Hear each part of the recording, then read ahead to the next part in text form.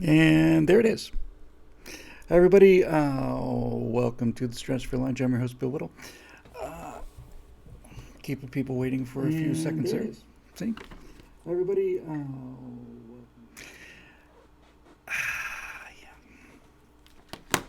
How's everybody doing? Great to be here. I look kind of streamlined today. I don't know what's going on. I think that's what I get for driving around town with my head out the window.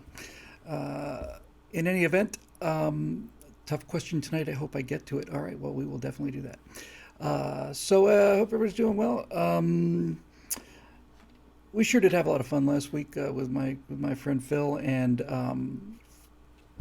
everybody seemed to like it. I liked it an awful lot. I just had a blast, and it was great to see them again. And yeah, it was just kind of not just fun, but it was also, I don't know, weird sort of vindication. Oh, hey, Phil and Bobby, by the way, I'm sure they're watching on YouTube where the rest of the amateurs are. I got to do something about this.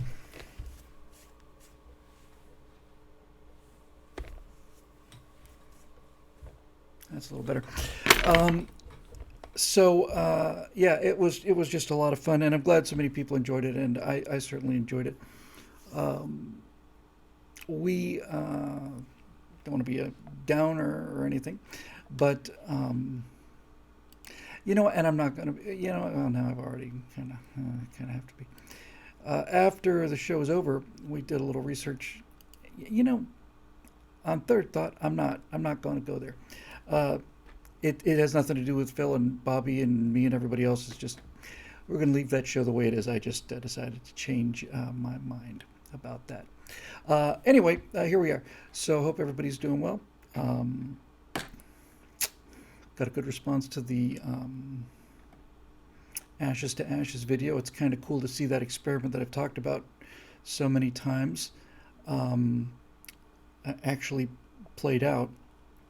The Asher conformity experiments. That was fun. Did one today on what I call the Boeing effect. And I'll be editing that after the show's over tonight. There's a reasonably good chance I won't be here next week. I wanted to, the 29th would have been my mom's birthday, and looks like we'll be going back to Florida to hang out with the fams for a few days and sort of reminisce. So I'll let you know about that before I go, but I'll be back after that, parenthetically, or actually extra parenthetically, because it's a completely different subject. I have been working on this final shot on the end of chapter one for this animation, um, and I've been working on this one shot for about 2.5, 3 weeks now. The first chapter of this animation ends when these guys come out of the forest. Took me forever to get out of the forest, and then I got out of the forest, and I'm at this castle, and I just pow, pow, pow, did, 5 scenes, 5, 6, 7 shots in a day or two. And then the big reveal is they get to this castle, and they find out that this dark castle is Democratic Party headquarters, and that's got to be kind of a reveal. And I thought it wouldn't be too tough. And I've been working on that shot for 3 weeks now. I realize after the fact it's the single most complex special effects shot in the entire, 25-minute animation uh, by far. But since nothing else happens in the opening, it's there to set character, it's there to set mood. That reveal, that dun dun dun, has got to be pretty good. And it really wasn't. Now suddenly it is. And when I say suddenly, I mean after 3 weeks of working on it 4 or 5 hours a day. So I've got the shots done. I'm just doing a couple of quick reversals, and we'll send that off to our music and sound effects guy, who probably thinks I died because I thought I'd have this 3 weeks ago. That's Bill time. Anyway, that's it. I think what we'll probably do. Care to share the shot? I would share the shot, except that I don't have it up there, and next time it'll be ready. It's pretty cool though. It took me forever to get the effect I was looking for, and I mean forever. But basically, I've got this huge moon, which those of you who've seen the previews, I just like the look of that, and we got that from the werewolf, and at this absolutely dark gothic castle. It's just very gothic. It's more gothic looking than any particular cathedral ever. And the moon's in the background. It's kind of rimlit with blue light, and there's a super long causeway like the Hogwarts causeway.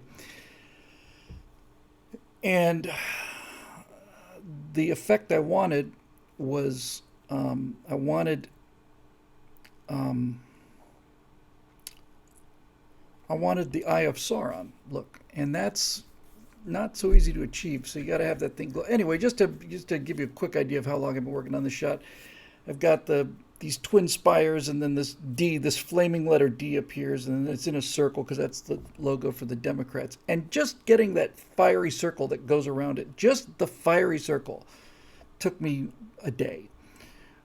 Yeah, flaming letter D, and they get closer, and then this thing just huge explosion, and then this fountain of white light, like an atomic bomb, has gone off. Just this brilliant glow, and as it starts to fall down to gravity, all of a sudden the glow just kind of dies out, and then it turns into 100,000 particles. It's 100,000 particles just start cascading down the outside of this castle, and they leave these little glowing trails down the side, and that's kind of cool. And then it gets down to towards the bottom there. The two guys are on the causeway, and as it gets close to the bottom, there's a huge explosion, blows this thing out. And then it says Democratic Party headquarters in flaming letters, and then the sparks continue to come down, and then there's a second explosion, and then there's a fiery portal that just keeps doing that. So it's spectacular. It just took a while when you have to do everything by yourself, but nevertheless, there it is. So that was kind of cool.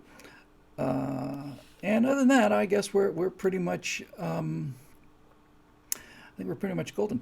I have not been able to reach Doomcock. I sent him an email earlier this week because I had family last week.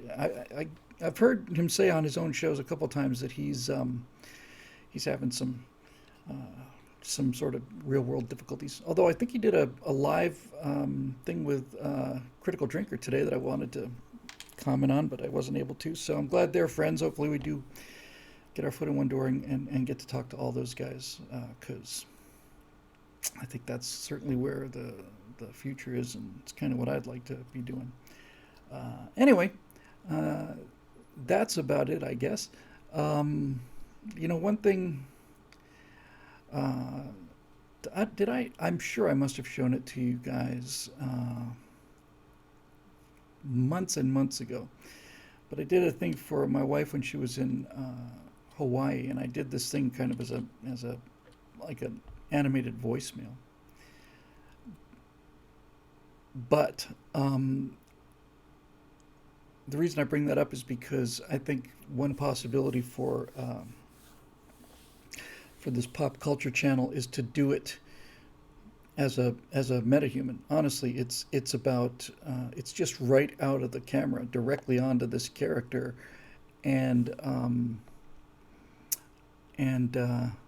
that. Yeah. Does anybody know the Lord Bios said? Lord Bios, good to see. Said that Doomcock and Nerdrotic don't seem to be doing much together anymore. You just have to be careful about these kind of things. Sometimes people just get into little tips, and I don't want to, get in on one side or the other side. I don't want to get in between any of that. And if anybody knows that story, that'd be great. But the idea of doing commentary like that would be kind of cool. Let me just check with somebody in the next room, because if just hold on one second. Sorry.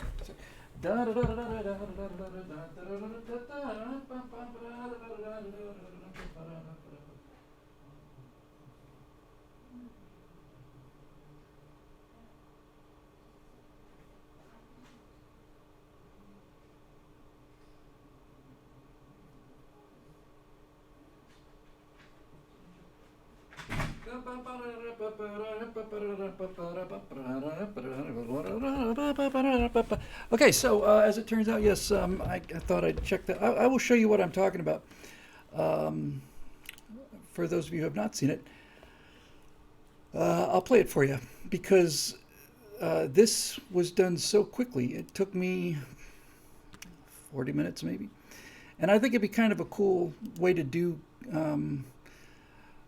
pop culture commentary. So give me a split second here. I'll just download this. It won't take too long, actually. This should be fairly straightforward. I know where it is anyhow.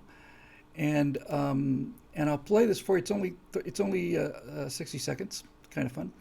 And I just think this would be a cool way to do kind of some pop culture commentary. Because the thing about Doomcock and Drinker and is that they've got a gimmick, and gimmicks work. They're kind of cool. So let me see if I can grab this. Oh, hold on.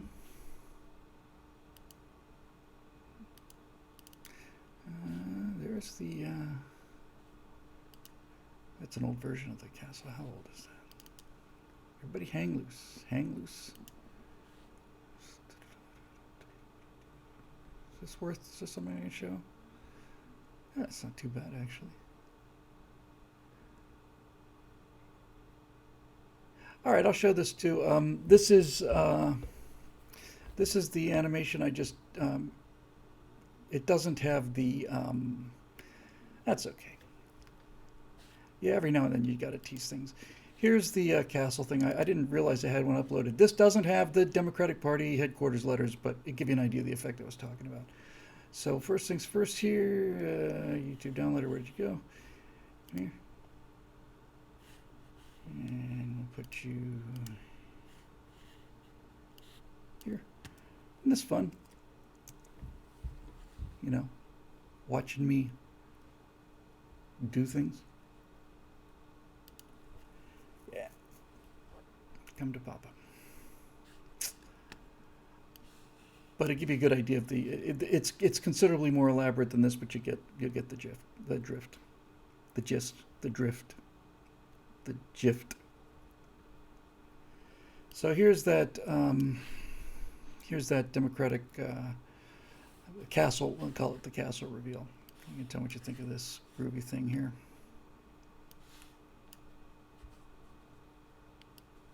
Oops. Oh, come on. Oh, I have to run it again, I reckon. There we go.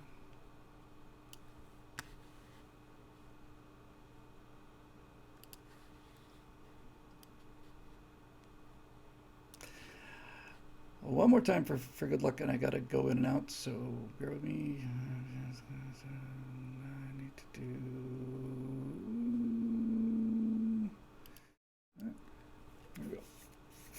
So here's that. They speak the name of the castle thing. As I say, it's considerably more elaborate than this, but it gives you a good idea. And I got cool close-ups too, and then the explosion down below knocks the guys over and stuff. But I like that. I like it for a couple of reasons. One of the reasons I like it is because it reminds me quite a bit of the Disney logo, and Disney's gotten to be pretty much pure evil lately. So that's always part of the fun. And then let me just get that other one for you, because I think this would be a fun way to do comment. And if it were a ton of work, it'd be off the table. But honestly, I did this in about 40 minutes. So give me a second. Here it is. Got it. Okay, good. Groovy. Get the link. I did this for about 40 minutes, and the story, for those of you who didn't hear it before, behind this is that Natasha was in Hawaii for several days at a seminar, and I thought I'd leave her a voicemail, but instead of a voicemail, I thought, hey, why don't I leave her an animated message? So that's what I did. And this is just right out of the camera with no tweaking, no nothing. It's not perfect, but it's good enough to be fun. Here it comes. Stand by. Working on it. Working on it. Come on, you swine. Here we go. And I'd probably have to resize this one. You'd think it would just drop in at the right size, but it apparently did not. So here's a message that I left for Natasha while she was in Hawaii. And I just kind of love this thing, to be perfectly honest with you. Hang on, I'll turn my sound off first.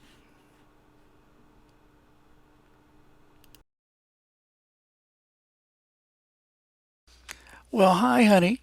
I hope you're having a great time on the beach, drinking margaritas and sitting out in the sun. You know what I'm doing? I'm here guarding the house. I got my rifle, see? I got my rifle in case, I don't know, maybe a squirrel, because squirrel could come in, or maybe the ants, and I could shoot them individually. I'm just standing here doing nothing, basically watching the paint dry, and you're on the beach drinking margaritas and watching the sun go down and playing with the lizards, and it's just enough to make you sick. Enough. How? I mean, why am I here and you're there? Why aren't you here and I'm over there? Doesn't that make more sense to you? Makes more sense to me. But no, no, no, no, no, no, no. You go on, you have a good time. Don't you worry about me. I'll be just fine. Ah, okay, fine. And you know what the most amazing thing about that was that I remembered to turn my mic on. That's really quite an achievement if you think about it, and we should always celebrate outstanding. It's like that's what the Emmys are all about. What is it? Outstanding achievement in television arts, something like that. Yeah. So anyway, um, that kind of thing is piece of cake, and it's just more interesting than hey, how are you? Look at me. So we'll see. But it'd be a fun kind of a gimmick. It'd be fun to have a character like that, and we'll see what's going on with that. Anyway, so that's oh hey, look at that. Any news about more Daily Wire series? As it turns out, broke college student, and I'm speaking to a specific person on the comment section, not to an entire class of you that may be watching. I had a phone call this morning with the folks over at Daily Wire, and we're going to be doing two more series, and they want them as fast as I can get them. So uh,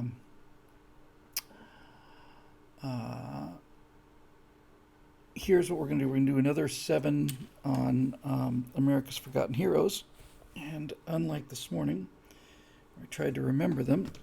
This time, I will tell you who they're going to be. It's not hard finding American heroes. You do that all day. The hard part is finding people who are relatively unknown. Um, and so, here's what we're going to do. And I will find it eventually, no doubt. Let's have some more dead air. Here we go. So we're going to do seven some more episodes on America's Forgotten Heroes, and they will be in not necessarily in this order. The Wright brothers, Norman Borlaug. He's going to be a challenge because Norman Borlaug is an agronomist, and he's fed billions of people. He didn't use genetically modified stuff. He didn't have the technology. Probably wouldn't have done it anyway. Seems like he had a soul. But in any event, he's the guy who came up with these high yield crops that don't require much water and have their own kind of inbuilt pesticides. And billions and billions of people are alive today because of Norman Borlaug. Walter Reed, who basically got famous because he allowed the Panama Canal to be finished. He figured out not by himself, he led a team, and that's important. But Walter Reed's team discovered the mosquito vector. They didn't discover it, but they were the first people to really apply the mosquito vector to yellow fever, and he eliminated yellow fever not only in Panama but in the United States by and large, and also was a large part of making Johns Hopkins University. I almost said John Hopkins. Everybody says that wrong, and made us point to never get it wrong again. And I did Johns Hopkins University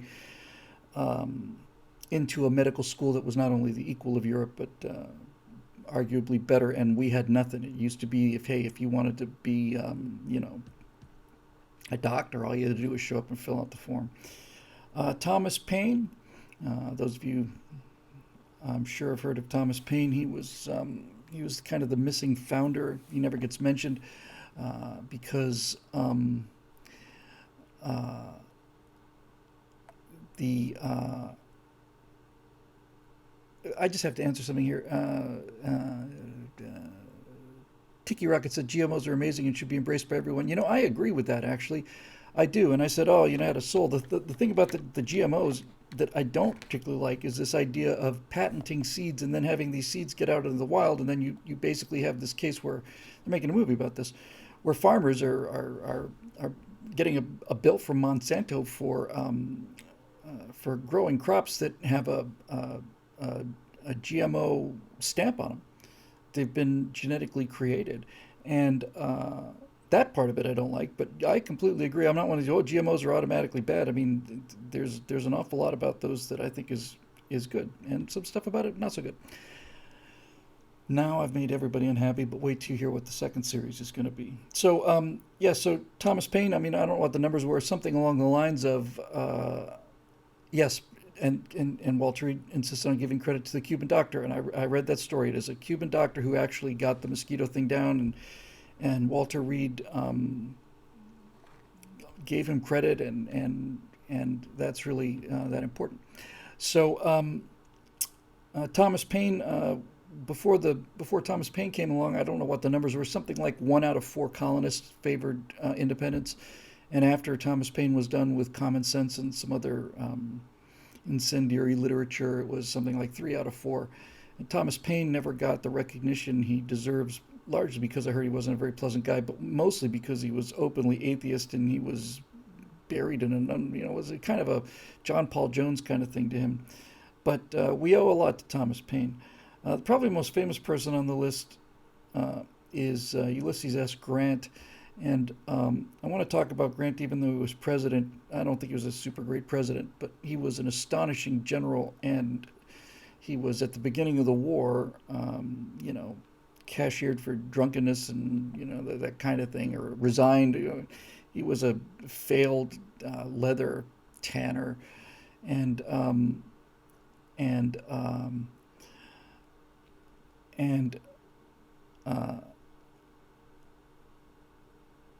his leadership as a general is astonishing. The thing that interests me most about Grant is how simple a guy he was and how brilliant he was. Really, just a brilliant guy, and nobody could see it in him because he was always dusty and kind of ragged around the edges.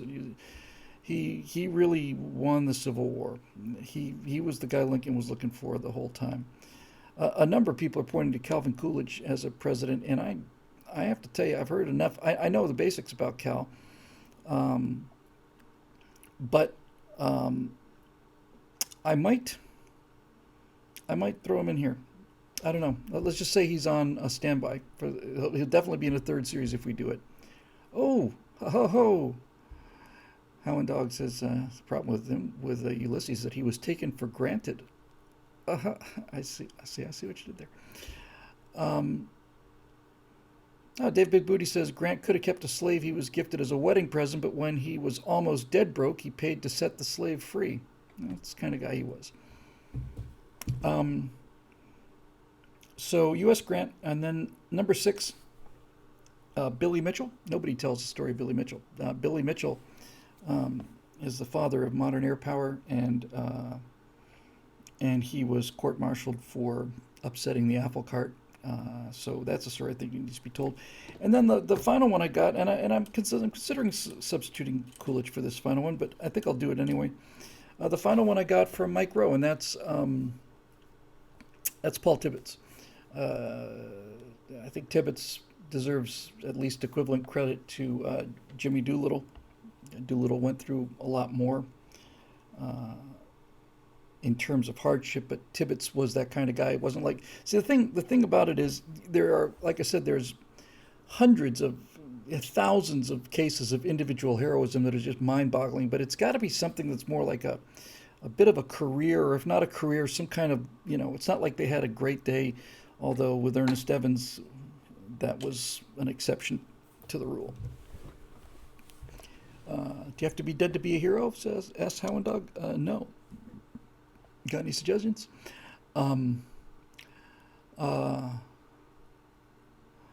Wizard says, careful with the Wright brothers not to snub Santos Dumont. Both invented the plane independently. No, I don't think that's really quite right. I'm aware of what Santos Dumont did.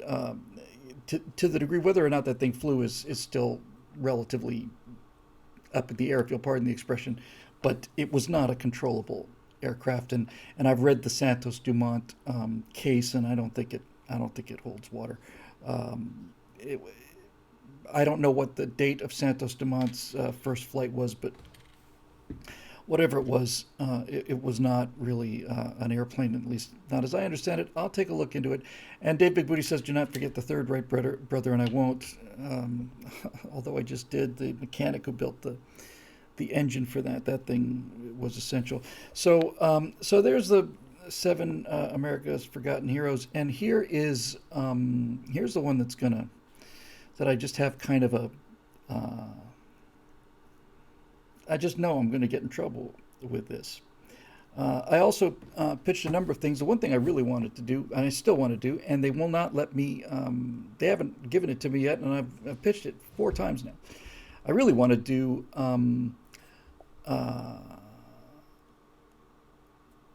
the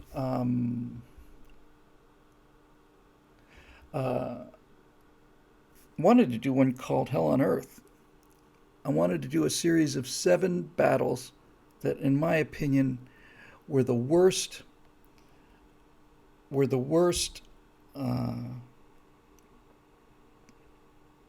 places to be ever. And I want to start with Canny. But in any event, that's not on the table. But the one that is on the table and has been approved, which I'll work on as soon as I finish the next set of America's Forgotten Heroes, I'm going to call Explaining the Unexplainable. It's going to be conspiracy theories. And the reason I'm worried about this one is because even on our team, I'm pretty sure that I don't know. I've got 7 here, and I think I'm not sure I know anybody who doesn't believe in at least one of these things. So, for everybody that is going to be saying, "Well, this one's real," that's a potential problem. But you kind of have to go where the truth is, and I'm done some pretty deep diving into all of these. So the 7 conspiracy theories are going to be: who built the pyramids? The Egyptians did. Who wrote Shakespeare? Shakespeare did. Chemtrails? No. UFOs? Unidentified flying objects are certainly there, but Volkswagen-sized spaceships from another solar system? No. Moon landing was faked? I beg to differ. 9/11 was an inside job? No, it was an outside job. And who shot John Kennedy? I have a theory about who shot John Kennedy, and I've been called insane because of my theory of who shot John Kennedy. I've been called absolutely barking mad insane because I personally believe that John Kennedy was shot by Lee Harvey Oswald, and I think the overwhelming evidence is that is the case. Overwhelming. And I know smart people who disagree with that. So what I'm going to do with this series is I am going to do every one of them the same way. I'm going to spend the first 10 minutes. I'm going to spend the first 10 minutes selling the conspiracy. The flat Earth thing is I have to tell you, the flat I don't know how to do the flat Earth thing. I mean, the flat Earth thing is so obvious. I mean, you could be a flat earther and put a camera onto a balloon and launch it and watch the results come down in real time. There's no way to debunk the flat Earth because that is just so obvious that I don't know what to do. So I won't, and I'm not gonna give it the time of day. I have seen people debunk the flat Earth thing, but in any event, I just don't have the patience for it. I mean, I just don't. Flat Earth is a religion of stupidity, says Political Animal 87. That's right. It's a religion. That's a religion. So anyway, what I'm going to do with each one of these is I am going to start each one of these episodes with an absolutely honest as I can make it, presentation of the conspiracy case. And the thing about all of these conspiracies is they're predicated on, I don't know if other people have referred to them as this, but they're predicated on what I'm going to call blockers.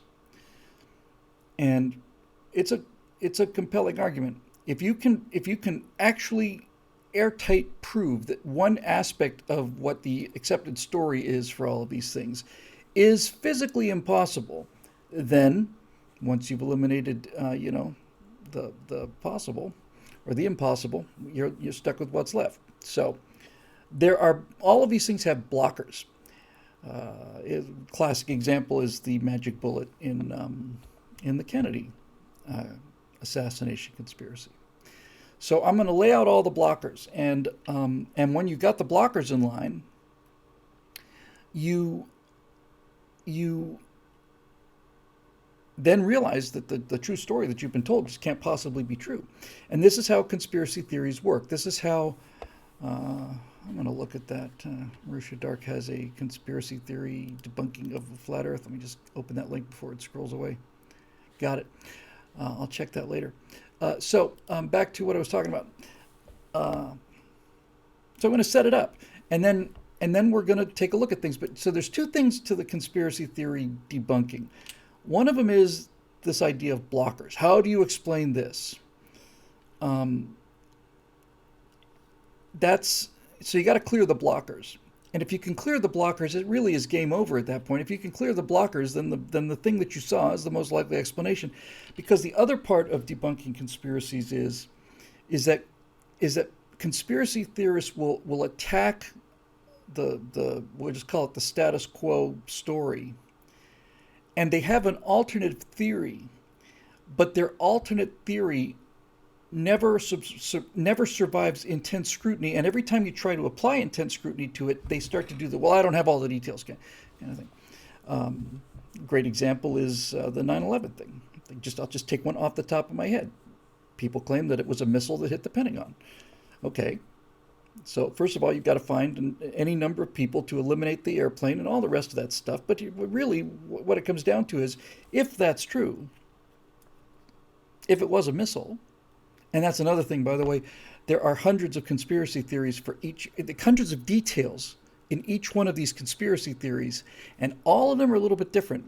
But the real story, the true story, is consistent, and everybody believes the same thing. If you get to the Kennedy thing, there's 17,000 different potential shooters, and here's the reason why they all did it. Why is there not one?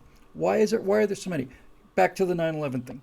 So if you believe that 9/11 was an inside job and that the Pentagon was hit with a missile, and many people believe this, then what that means is that not only did the people shooting the missile have to be in on the conspiracy and all of that, and the disappearance of the plane and all the rest of it, but every single person that was driving in traffic at that time had to be in on the conspiracy, because this happened in plain sight. And that means that since people saw an airplane and they didn't see a missile, then every single person on every single one of those cars had to be conspiracy people in on the conspiracy, backed up to a precise amount of time.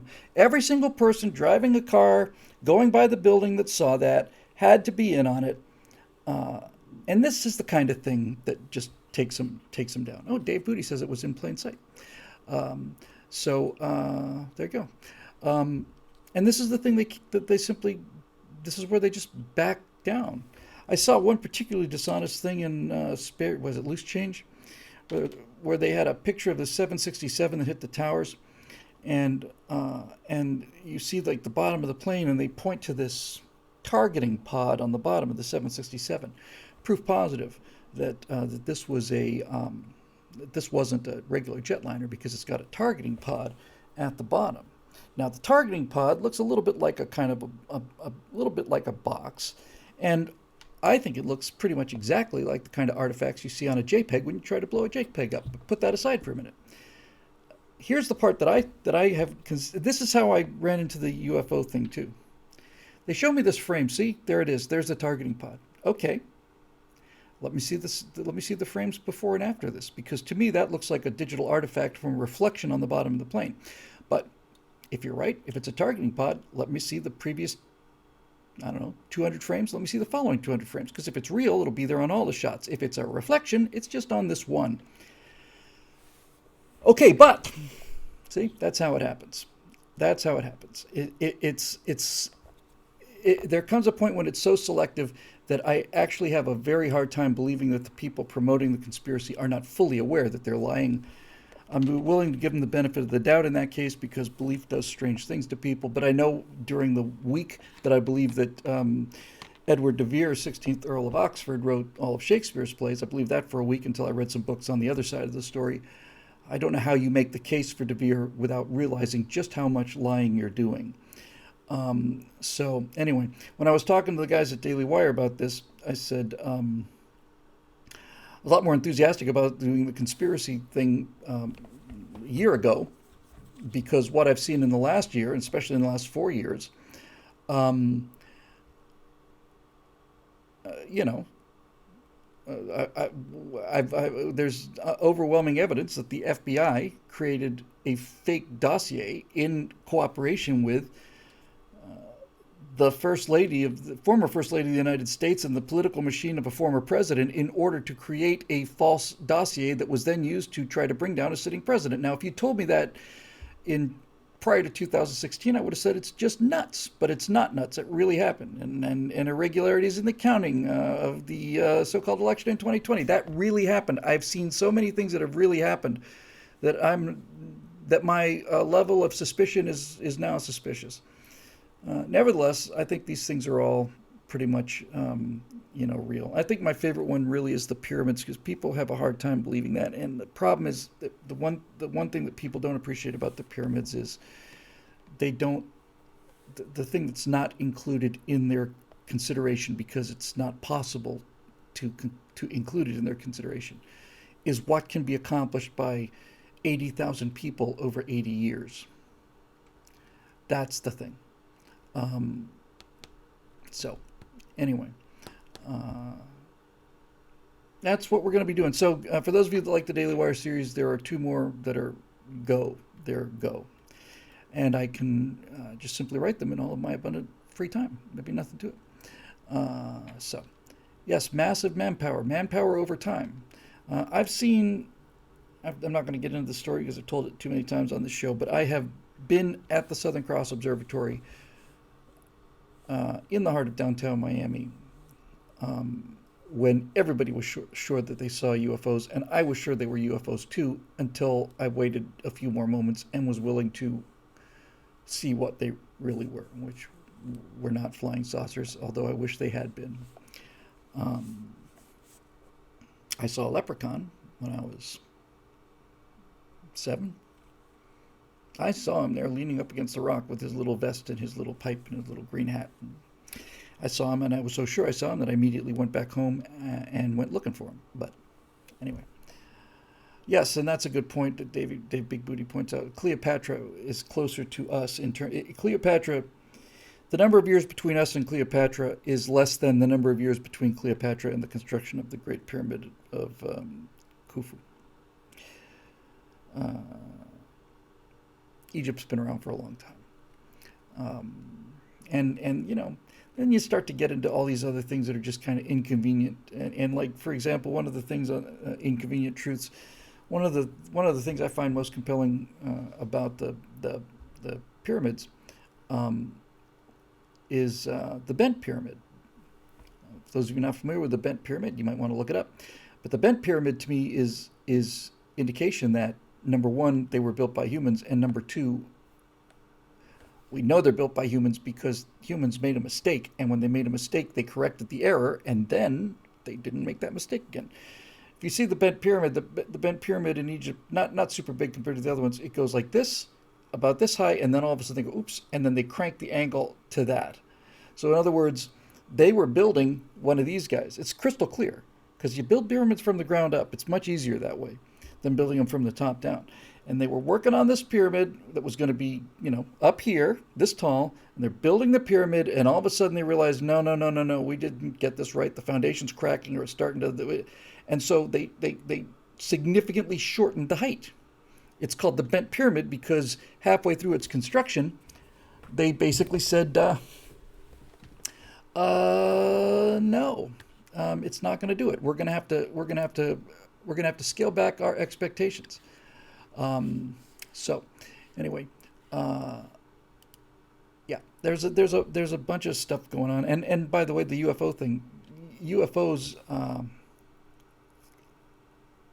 are certainly real. There's plenty of things that are up there that are unidentified, but flying saucers. And I'm going to spend most of my time on the Roswell thing. You know, Roswell. Here's the wreckage of a flying saucer. Really? It looks like somebody dropped a Jiffy Pop can on a tray on the floor. Yeah, no, this is wreckage from a flying saucer. A couple pieces of crumpled aluminum foil that also have the markings of the company that put up the radar reflector that this thing was attached to on a balloon. This is it. This is your best evidence. I'm sorry.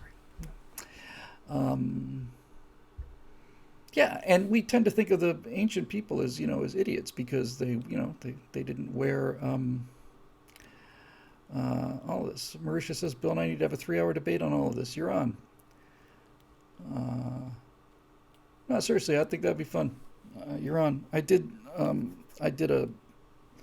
years ago. I did an off-camera 3-hour session with a leading UFO researcher, and the burden of proof is on you. Burden of evidence is on you. I don't have to prove that they don't exist in the same way I don't have to prove that my cat went to Venus last night, although he's been known to wander. Anyway, so that's what's coming up. All right, so let's do some questions from BillWilder.com, and if we knock them down real fast, we might do 1 or 2 YouTube questions, but I mean Facebook questions, but I've been doing a lot of talking lately, and I'm getting a little cranky. Let's see. Where did I put it? I actually brought this up in advance, believe it or not. Oh, here it is.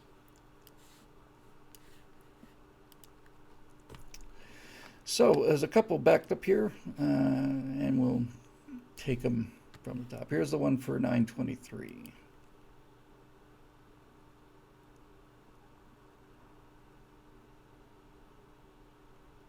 I'm just scanning through them before I get there. I don't want to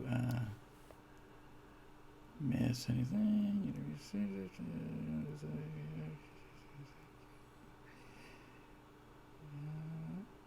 Okay, there's Marisha's question.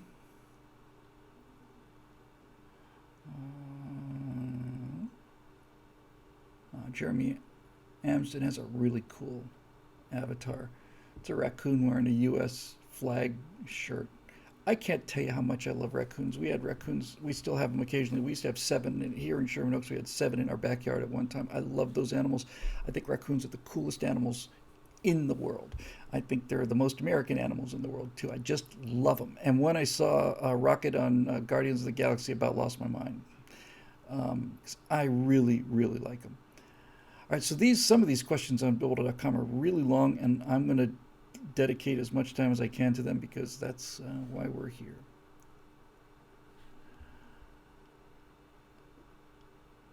Uh-huh.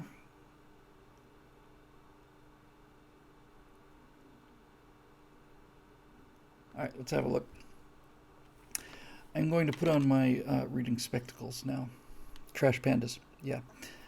I love them. I just love them. They sit outside our door.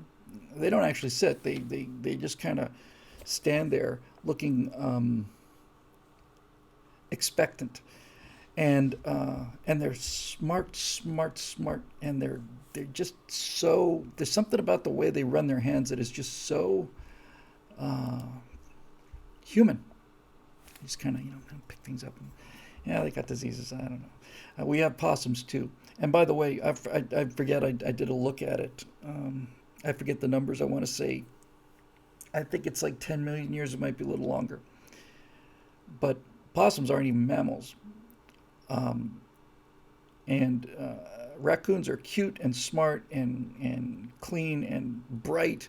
And possums ain't none of those things. First time Natasha saw a possum in our backyard, she thought it was the biggest rat she ever saw. She's not far away from it. Now, I actually love possums because I like all animals. I'm just a big animal lover.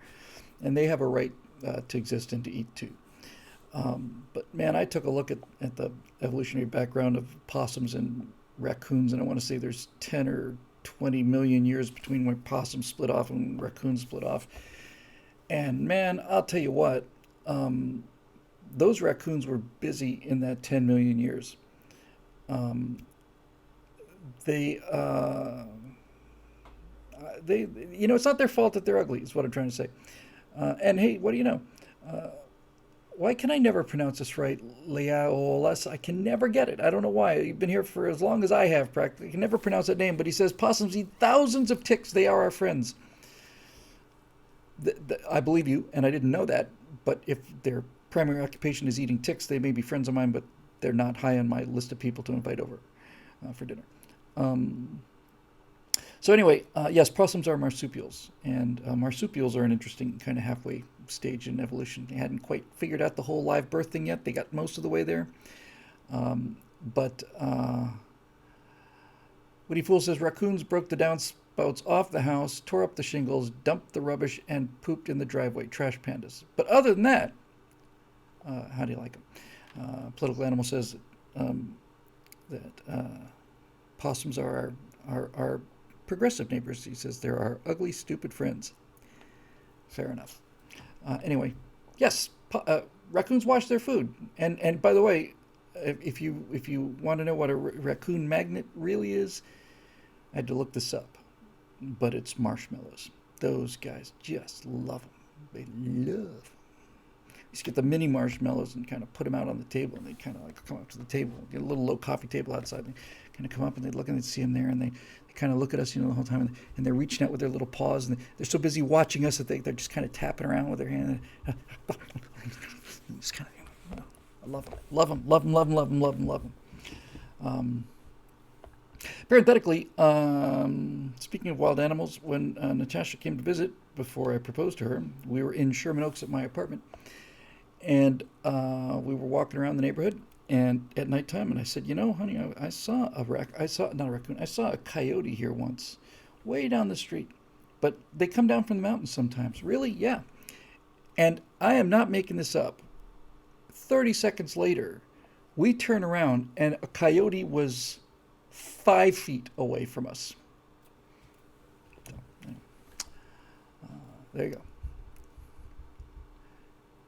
Marshmallows also work on bears. That's good to know. I'm going to take marshmallows into the woods next time I go into the woods, because I used to be relatively quick, but that's back when I had cartilage in my knees. I can't outrun a bear, but I can outrun a marshmallow. All right, so let's see what we got here. We take Marusha's question first because she said it's related to what we talked about, and it's also real long. I'm going to put my spectacles on here, and let me just peruse.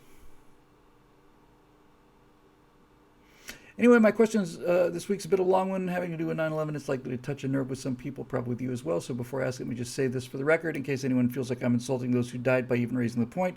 I'm from New Jersey and had a family member in Building 7 the day of the event who was lucky enough to escape. Others weren't so lucky. I also have family who are nurses in New York City and have had to deal with both 9/11 and the COVID epidemic as frontline workers, so I'm not speaking about these events from a distance. Okay, and I appreciate that. They directly affected my own family, and we're very nearly victims ourselves, but for the grace of God. My family and I are generally wary of government, regardless of who's in office and what team they play for, be they Republican or Democrat. I think that's wise, and I think more wise with every passing day. I follow individuals, not teams, so it might be hard for people who are diehard Republicans to hear what I have to say. Now, on to my question. Have you ever heard of Operation Northwoods? I have not. If you haven't, or for those in the audience, the short version is that it was a DoD CIA plot during the 60s to pose as Cuban commies to hijack planes, sink boats, kill immigrants, and create false flag terror incidents against American assets to justify invasion. That's not a big stretch for me. Let me say that again. They intended to kill Americans and blame it on Cuba in order to turn the Cold War hot. Only reason it wasn't put into effect is because JFK had the moral courage to reject it. There's also a video probably taken down by now of a former FBI director basically admitting that the FBI gave the 1996 World Trade Center bomber the tools needed to do the job. You could throw Waco, Kent State, and the Japanese internment camps onto the same list of atrocities committed by the U.S. government against its own people, to say nothing of things like the Caton Massacre, which wasn't until 2012 that our own government finally declassified info about it that revealed it was Stalin and not Hitler responsible for the atrocity, and FDR covered it up at the time because we were then allies. Okay, so far so good. Waco happened, Kent State happened, internment camps happened, and Ruby Ridge happened too, which is not on the list. Given that the 20-year anniversary of 9/11 has come and gone, I want to get your take on this. It's wholly possible that the official story is true, but seems incredibly unlikely to me. My question is, why would anyone doubt that our government is capable of killing its own people to expand political power when we actually have the blueprints for it, referring to Operation Northwoods, and examples of traitor like Fauci, Comey, Vanilli-Milli within the ranks of the military admin and intel in the present day? To say nothing of the imposter-in-chief or the draconian measures used in the name of fighting COVID or in turning January 6th into our own form of the Reichstag fire, what makes us think that those same traits that live in the human heart couldn't take root here the way they do in other authoritarian countries? Why would it be beyond the pale to think that our own government either directly caused 9/11 or allowed it to happen when they were otherwise forewarned and in a position to do something about it, knowing they could seize more centralized power in its wake? I don't think asking these questions dishonors the people who died. Rather, I think searching for the truth, no matter how painful, is the best thing we can do to honor their memory. And then we get the anomalies surrounding Building 7 are a whole other can of worms unto themselves, perhaps best saved for another time, but here's just one point that always stuck out for me from the Freeman States Declaration for Independence series, and it's a picture of Ground Zero, World Trade Center 1 and 2 hit by plane collapsed to dust at a free fall in a few hours. World Trade Center 5 and 6 sustained bulk of debris impact, acted as a shield to W Trade Center 7 still standing. WT7, no plane, minor fires, totally collapsed in direction of most resistance. So this is a World Trade Center 7 argument. Let me deal with that first, then I'll deal with the other ones. World Trade Center 7 was burning for hours and hours before it finally collapsed. And so this is an example of a blocker. In other words, it can't have been Muslim terrorists, even though we all saw it with our own eyes, even though we saw them get on the planes, even though we knew that they were training, even though all of the things that happened in real time that we had no problem believing in real time because we watched it happen in real time. That can't possibly be the case because World Trade Center stayed up for a while and then it collapsed, therefore had to be a conspiracy. I just don't understand how that works. The collapse of the two towers caused, well, you saw the pictures of Ground Zero in the hours after the collapse. You got these the World Trade Center towers were towers that had a significant amount of load bearing done on the exterior surface. And what you saw were these things stuck in the ground like giant pairs of shears. And that's exactly what they were. And to say that, gee, this building looks relatively undamaged and then it collapsed and therefore everything else had to be fake is it's just unreasonable. So let me talk about the I'll get to your question about the moral aspect of it in a minute, but let's just get to this idea about because this question was asked so respectfully and so honestly, I don't have to get angry about it. So let's get to the technical problem first, and then I'll talk about the moral issue. I've had so many people say if you watch the towers fall, that is proof positive that there is a controlled demolition at work. Okay, let's say it's true. Have you ever seen what is necessary in order to bring down a 10-story building, not a 100-story building, a 10-story building? Have you ever seen, we've all seen pictures of these so-called implosions. Technically speaking, it's not an implosion, but I'm going to go with that term, although I'm well aware of the fact that an implosion is not what this is, a series of explosions. Have you ever seen what it takes in order to bring down a 10-story building? A parking garage or something like that. Or take a bigger example. Let's say a 30-story hotel in Vegas. Have you ever seen how that works? People say somebody brought a suitcase nuke or put some explosives next to a pillar or something, but I'm sorry to say that it doesn't work that way. If you look at the engineering necessary to bring down a modern reinforced concrete structure, it takes months. And during those months, what has to happen is all of the furniture has to be removed, all of the paneling has to be removed, and then engineers have to go in to each one of the steel structural load-bearing supports, and they have to weld a hole in the middle of it so they can place a shaped charge. And a shaped charge is important to understand. You can't just blow things up. A shaped charge is designed to channel explosive force to cut things. A shaped charge is a cutting device. And all of these things have to be cut, and you still occasionally see buildings that and they still don't fall down because they didn't cut enough of these structures. So in order for this to happen, the entire World Trade Center has to be prepped. And you're talking about miles and miles and miles and miles and miles of det cord, just the det cord alone, just the demolition cord to trigger the explosion, miles and miles and miles of it. And here's your problem, folks. In order to do this, I'm not saying it couldn't be done, but I am saying it couldn't be done overnight, and it certainly couldn't be done overnight in a building that is open. If the building had been wired to be brought down by traditional means of bringing down a building, the people who would come to work in the morning would look. It can't be done in a night. It can't be done in a week. It can't probably be done in a month. But let's just say that you had an army of people willing to murder all of these innocent civilians. When you come to work in the morning, because the World Trade Center, unlike the buildings that have been brought down by controlled explosions, which have been sealed off for months so that they can prepare, when I come to work in the morning, let's not forget people were working the night before and they were working that morning. There were probably people in that building 24 hours a day. So when did all of this stuff happen? Why is it that when you look at a building that's actually brought down by controlled demolition, you see nothing but an empty out shell, all the paneling off the wall, hundreds and hundreds and hundreds of cable running to the det cord, running out of the building to the demolition expert? How on earth did they wire this stuff when there's somebody in there all the time? How could they possibly explain it? Why?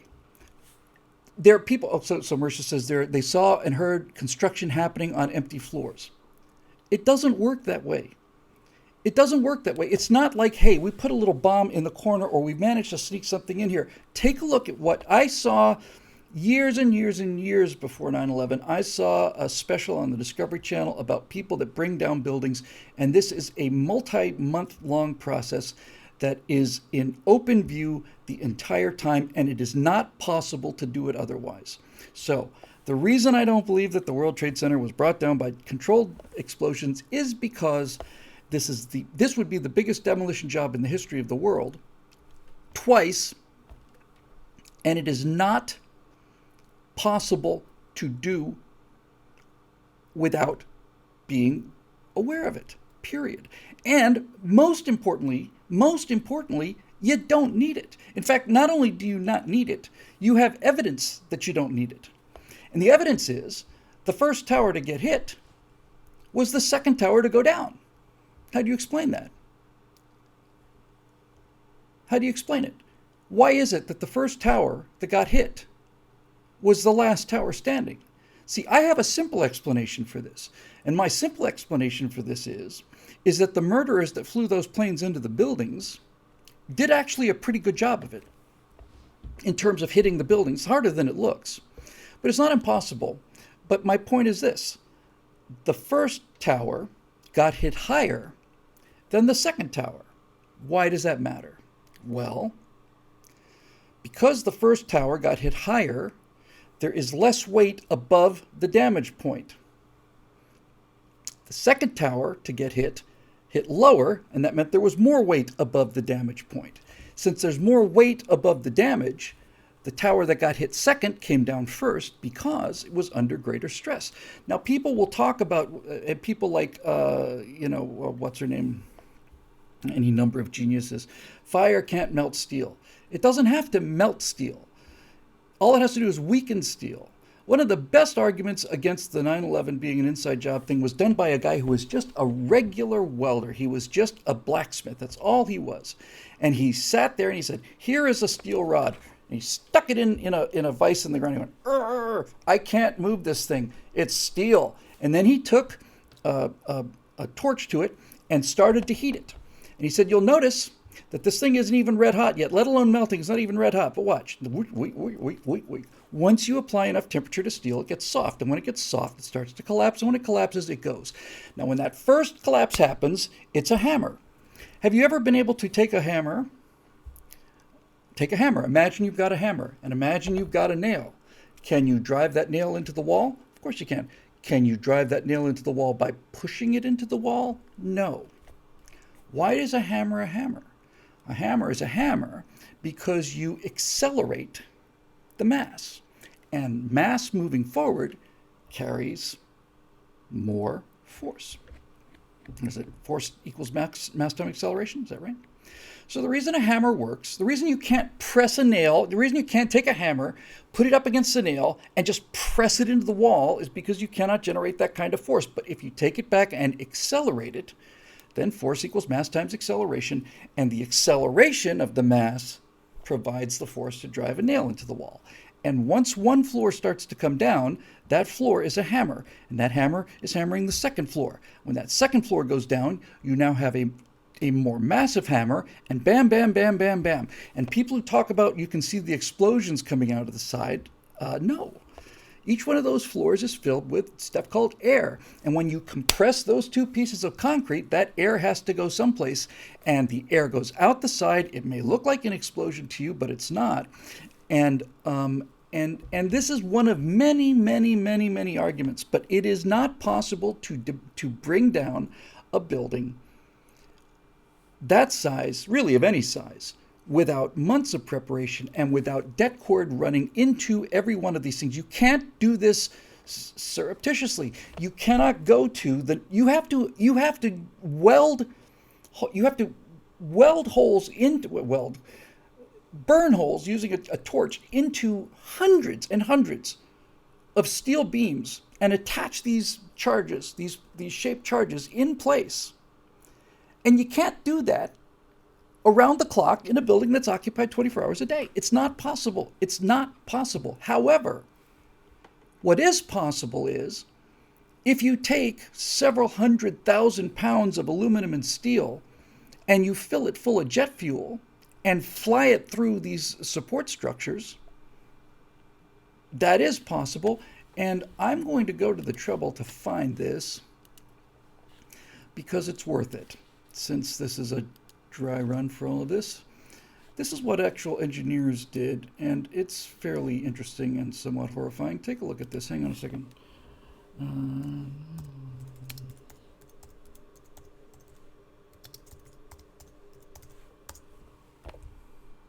Here it is.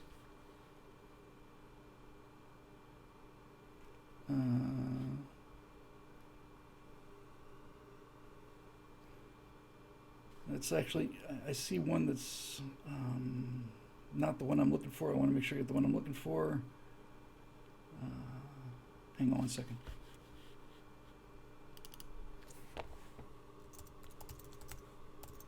Somebody did,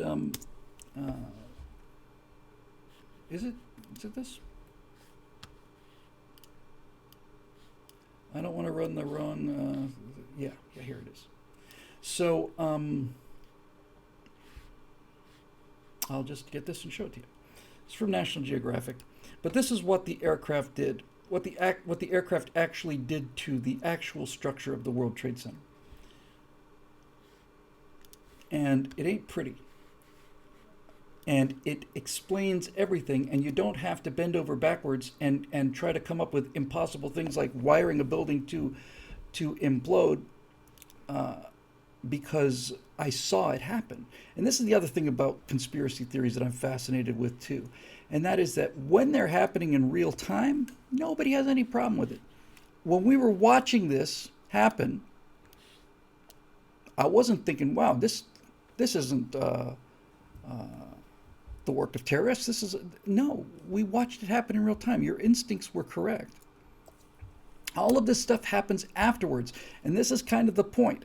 All of this stuff happens afterwards because in the months and years afterwards, you get a chance to create these little blockers like those. Well, how could that have happened? Because fire has never melted steel. That's an interesting statement. I don't know if you've ever seen how steel is made, but all of this stuff is just, it's just It's all after the fact. It requires mental gymnastics to believe the conspiracy when you saw it happen right in front of your eyes.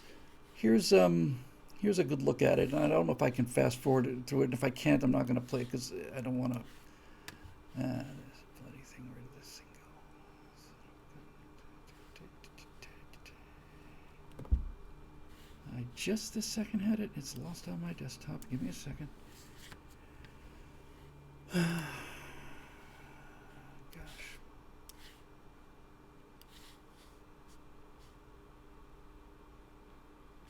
9/11 impact.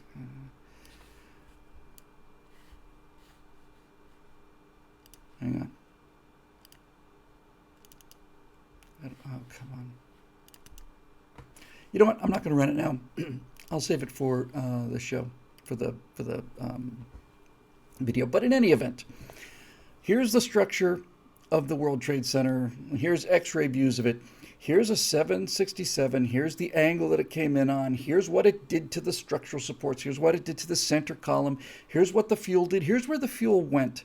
Here's all of this stuff. You know, they found landing gear in the rubble. They found material from the flight attendants.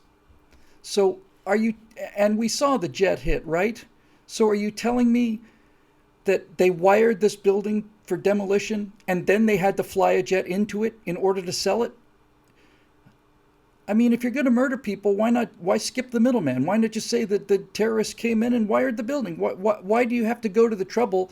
You know what this reminds me of? This reminds me of this classic sketch, Mitchell and Webb sketch, where they're talking about the moon landing conspiracy, and they basically say the best way to pull this thing off would be to shoot it on the moon. And they say things like, in this, they say things like, so in order to pull off this moon landing conspiracy, we have to build a giant rocket, right? Yes, because there were people at the launch, right? Yes, I was one of them. I saw Apollo 13 launch, and I saw Apollo 11 launch. There were millions of people watching the launch, so we have to build a gigantic rocket, yes. But it's not going to go to the moon, no. Where's it just it's going to go to Earth orbit? Yes. Is that going to take most of the stuff that we would need to go to the moon? Don't we need to do that just to pull off this fake? Yes. Why? You don't need it. And that's kind of where I'm going with all this stuff. So you come up with these blockers, like, well, how do you explain, Building 7? Well, Building 7 burned for a long time, and the wreckage fell everywhere. And just because you can't see it, or just because a certain angle doesn't show it, doesn't mean it didn't happen. And but this is the point, right? If you're right, if the Building 7 is the evidence that this whole thing was an inside job, then you have to explain away everything else. What happened to the people? What happened to the planes? Who were these hijackers? All of this stuff, oh, well, I'm not responsible for explaining all of that. I just say no. It just doesn't work that way. You can make an assertion like that, but then you have the burden of proof of saying how did it happen. Well, a missile hit the Pentagon. How do you know? Well, because I say so. Well, where's your evidence? Well, because I don't trust the government. Okay, I don't trust the government either. Where's your evidence? People were driving along. I talked to a pastor who ran my father's funeral, who watched that jet fly overhead and hit the Pentagon. So you're telling me that not only did this major, who's responsible for funerals at Arlington National Cemetery, not only did he have to be in on this plan to murder Americans, he also had to be sure that every single person that was on Arlington National Cemetery grounds that morning, paying respects to their dead, they were all in on it too.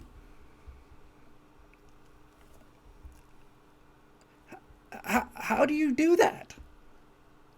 You were talking about Project Northwoods or Northwinds or whatever, which never happened, but still leaked. I believe you. I'm not claiming that's not real. I believe that was a contingency plan. My point is, if you had an operational plan that consisted of murdering a couple of Americans and a couple of Cuban refugees doing this or that, or agents acting this and that, if that never even happened, and at best might have involved, what, 50 people, 20? That leaked, but something that requires the cooperation of hundreds of thousands of people, because that's what it takes, didn't leak after all this time? Really? It just defies reason. It defies reason. It does. It's simply it's incredible in the genuine meaning of the word. It defies credibility. It's not feasible. It's not possible. And you don't need it. That's the thing. You don't need it. Well, the shadows on this moon landings, you see, the shadows are they're not parallel. Well, clown, yeah, I'm sorry. I have to resist the temptation. Let me show you something. I'm going to take a lens and I'm going to take a light. Can we agree that these are parallel shadows? Yes, I'll get up above and I'll shoot them down below. You see they're parallel? Yes, absolutely. Great. I'm not going to cut the camera. I'm just going to go down, and now they still look parallel. And now I'm going to widen up that lens. I'm going to decrease the focal length. I'm going to increase the field of view, and watch those lines start to curve because of the distortion that's built into a lens. Now, are you telling me that these parallel lines that I just painted on the floor, are you telling me that this is a special effect that I put together?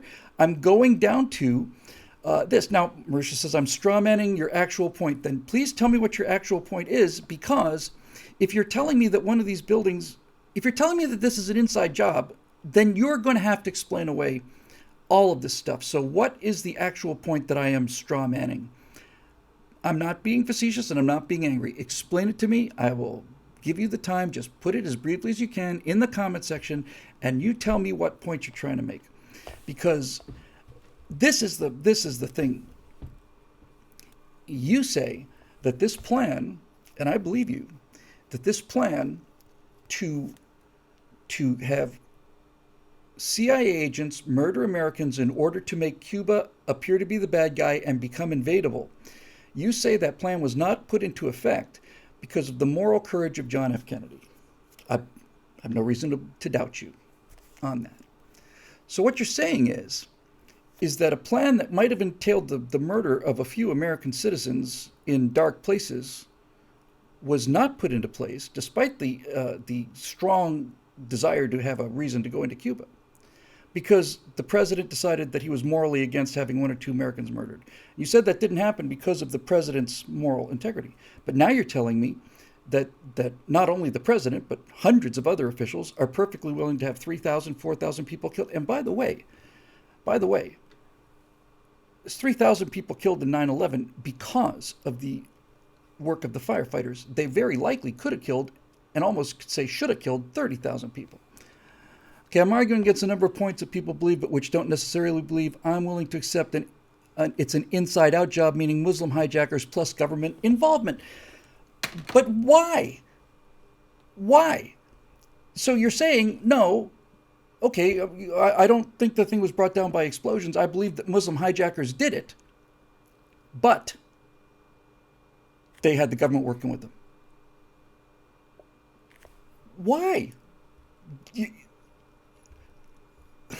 This is the thing I cannot understand. Why? You're telling me that hundreds of people in the government were fully aware that this was going to happen and let it happen. Why? Why? Why do you need it? It just defies imagination to me that you could have Muslims under Al-Qaeda, under the direct supervision of Osama bin Laden, under the direction of whoever that second in command guy is, and KSM, Khalid Sheikh Mohammed. All of these people have already admitted to it. They know what they're doing, and so you're telling me that that's not enough. And this is ultimately a form of mirroring and ultimately a form of arrogance. It's basically saying that that the Muslims are not capable of doing this without our help. It's really kind of like that. It's kind of saying we had to have a part in it because we're the only people capable of doing something this enormous. And it just look, I am appalled at what I see. I am utterly convinced that this election was stolen. 100% convinced that the election was stolen. So I'm not depending on the goodwill of the government. But what I am saying is there's nothing about what happened on 9/11, nothing that isn't explained by what happened. And every time you have to add layers to it, your argument becomes less and less believable. Because now you have to have, this is like the chemtrails argument.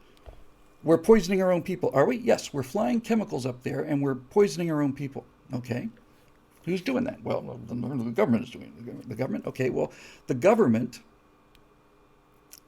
is not capable of fueling an airplane. An airplane has to be fueled by a person and has to be flown by a person. The government doesn't fly an airplane, a pilot flies an airplane. And so if you're talking about this idea that the government is somehow poisoning all of America, then you're going to have to explain how that happens in terms of what people do what.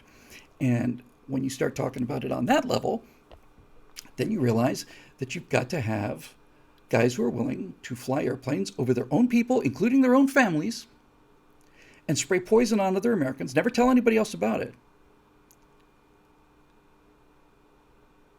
And when you ask people why they would be motivated to do that, you get answers like, well, because they're being paid a lot.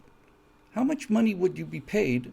How much money would you have to be paid to poison your own family and your own people?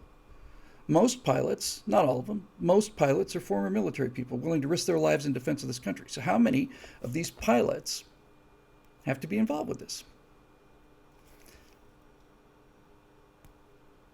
You're saying I accept conspiracies under the Dems watch? No, I'm not.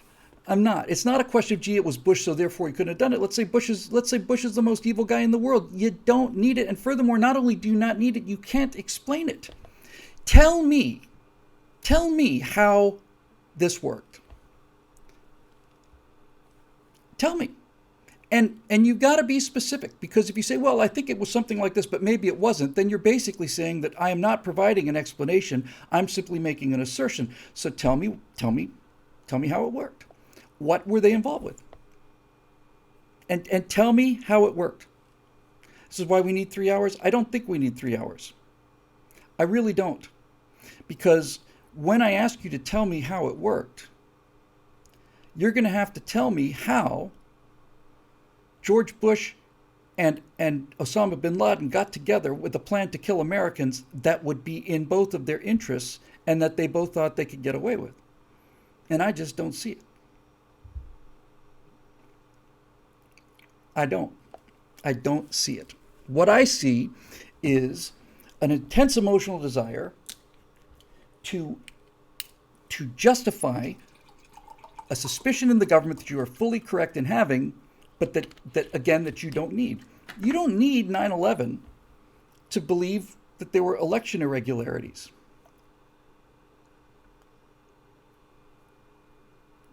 Okay, well, we can do a 3-hour debate if you want to. What I found in these long-hour debates, though, when I've dealt with this kind of thing before, is that when you start asking people for specifics, that's when they start the tap dance. When I talked to this guy about all this evidence he had about UFOs, I started knocking him down one by one, and he kept saying, "Oh, okay, well, what about this? Well, okay, well, that may be explaining that, but what about this? Hold the phone. Hold the phone. Before we move the goalposts, let's look at least where the goalposts were when I scored the goal. Okay? Before we get to moving the goalposts, let's just talk about the goal that I scored while the goalposts were where they were. You claimed, not talking about you now, I'm talking about this UFO thing.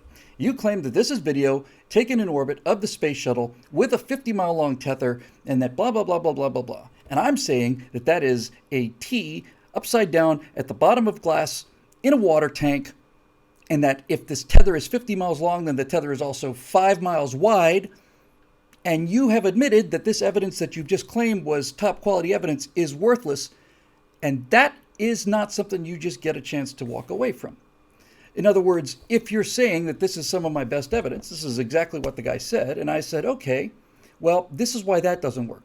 Okay, well, maybe that's not it. But now let's move on to the next evidence, because I've got something. Whoa, hold on. You just told me that this was your evidence, and I've just shown you, and you've just agreed why this evidence isn't evidence. And now we're going to move on to new evidence. Okay, fair enough, but what do you say about that? If you're telling me that the Loch Ness Monster is a plesiosaur that lives in the bottom of the lake, and I can show you that this picture that you're claiming is your best evidence is actually a fake. It's a little toy about this big that was made by a guy who did it as a prank, and I can show you the actual model. You can say, okay, well, maybe that one was fake, but here's another one. What does that say about your best evidence? What does it say about it? And this is the thing that I noticed about them was just this constant sense. Okay, well, maybe this is back. You have to present a consistent, coherent explanation, and it has to work. And reality is not the only story that's susceptible to blockers. So you may tell me that as a person once did to my face, a giant progressive who utterly believed in chemtrails, who told me that pilots do it because they get a lot of money for it. They get paid a lot of money, and if they don't go along with killing their own people, then they'll be murdered.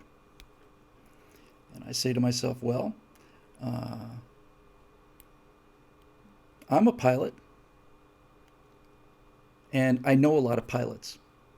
In fact, most of the people I know are pilots. How many pilots do you know? Personally, none. Okay.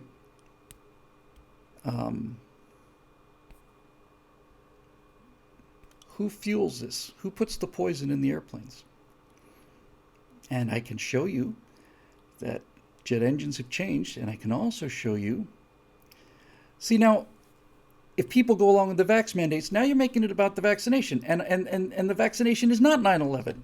So you're the one with the straw man argument, not me. I'm dealing with the problems necessary to have this be a inside job, and now you're comparing it to the vaccination where we all become spike protein factories. But that's exactly what I'm talking about. That's exactly what I mean. It's like walking back. Okay, well, I wasn't talking about them being demolished. I was talking about it being a cooperation with the hijackers. Okay, well, you're going to have to provide some evidence why that would be needed when it's not, and then we start talking about the vaccines. So this is the kind of thing I'm talking about, and this is why it doesn't actually make much sense to me.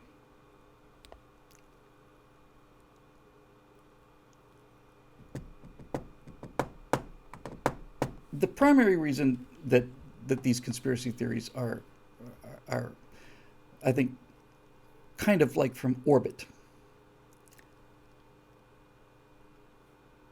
is this. Time to move on? Yeah, I'm happy to move on. The reality people have one story, and it's consistent. The conspiracy people have hundreds of different variations on the explanation. They never ever are the same. There's people who think that Shakespeare was written by Bacon, thinks it was written by De Vere. People who think it was written by what's his name, Marlowe. All of it, on and on and on. No one can agree. The people who believe that Shakespeare was written by Shakespeare can all agree, because that's where the evidence is. Anyway, let's move on and see what we have.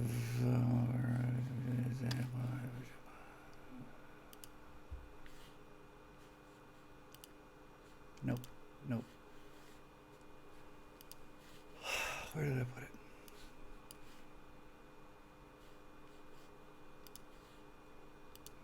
Hold the phone.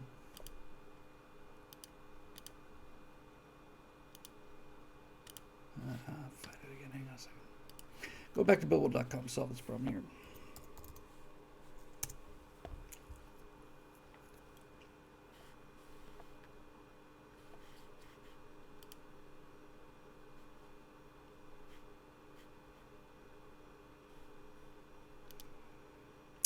Working.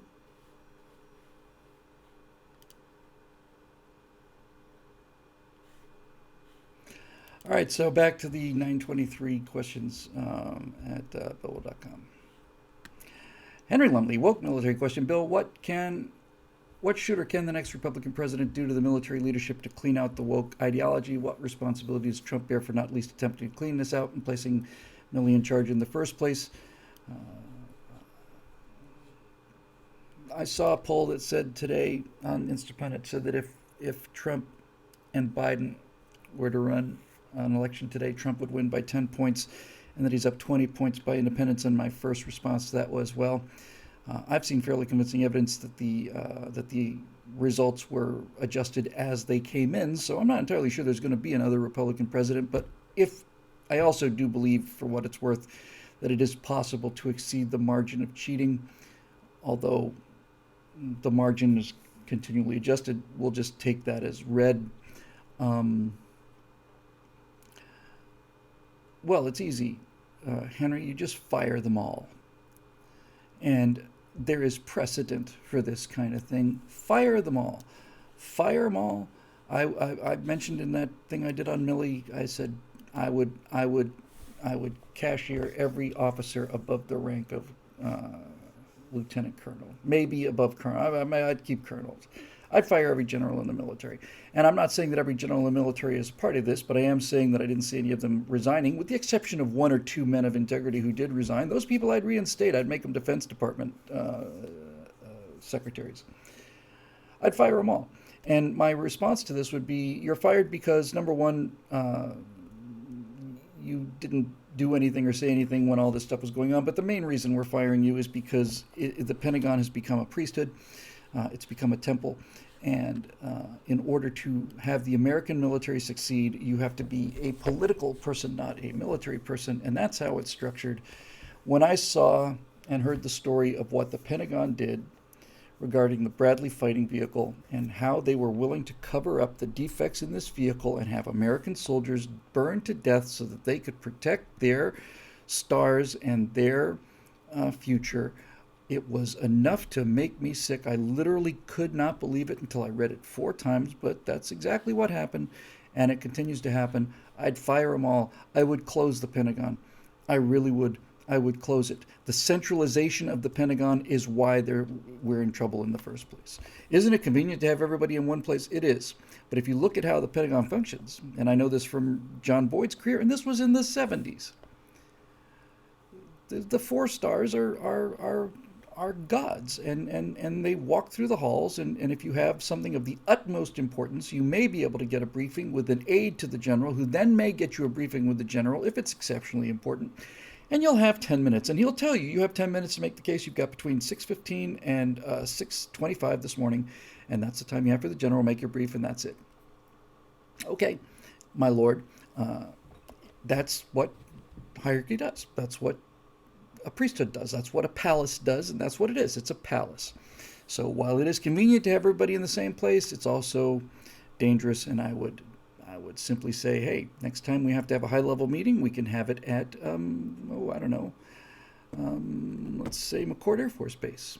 Just go to McCord Air Force Base. It's a secure place. You can stay in bachelor officers' accommodations and have a conversation about it there. Plus, you get to meet the people at McCord. Plus, you get to see the Air Force Base. The Pentagon is a mental construct more than a physical one, and it's the existence of the Pentagon that has allowed this to happen. And when I say there's precedent, I'd fire everybody in the intelligence business too. I'd fire every single administrator, fire them all. And many people will say, well, you can't do that because if you do that, they won't function anymore. And I would point to the precedent that I mentioned earlier. When Ronald Reagan became president, there was a public sector union that had been formed with the understanding that public sector unions cannot go out on strike because they are public sector unions. And that union was PATCO, the Professional Air Traffic Controllers Organization, I think, something like that. Air Traffic Controllers Union, PATCO. And they weren't allowed to strike because they're a public sector union, which shouldn't be allowed in the first place. Even FDR didn't understood that you couldn't have public sector unions, but nevertheless they did. So they went on strike, and Reagan said, if you go on strike, you're in violation of your terms, you're in violation of your conduct, you're in violation of the entire idea, you're in violation of the national interest, all of this stuff, and if you don't get back to work on Monday, you're fired. And they said, you can't fire us, because if you fire us, that will be the end of commercial air traffic in America. There won't be any air traffic controllers. So we've got you. So we're going out on strike. So the morning came, and there was a giant. Everybody called in sick that day, and people who didn't show up to work were fired. Thousands of them, if I recall correctly. Thousands of them were fired, and they were never hired again. And did it have an effect on American civil aviation? It certainly did. It didn't come to a complete stop, but it came to a major slowdown. And immediately they started bringing in controllers from the military, retired controllers, retired military controllers. My friend Steve Stipp, who was a sergeant in the Air Force, who was an air traffic controller in the United States Air Force, was working the tower at Palm Beach Airport within a day or two. And yeah, they had to slow it down. A lot of flights had to get canceled because these guys had to get up to speed. It's a much more complex thing than running an Air Force base. There's just a lot more variables, and you got a lot more pilots who don't know what they're doing, and somebody has to control it. And over time, and I mean a relatively short time, I have no memory of it being interrupted, but it was. But that was that. And not only did that problem go away, but the Soviets took a look at this and said, this Reagan guy is some kind of a weird anomaly.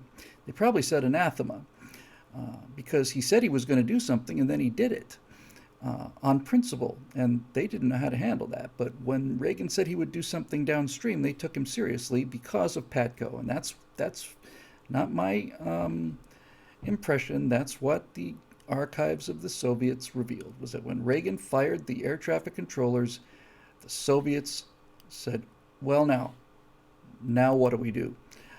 So yeah, I'd fire all of them. And would we lose innocent people in that? We absolutely would. Yes, certainly would. There'd be some good people who would go, and the good people that understand why they're going.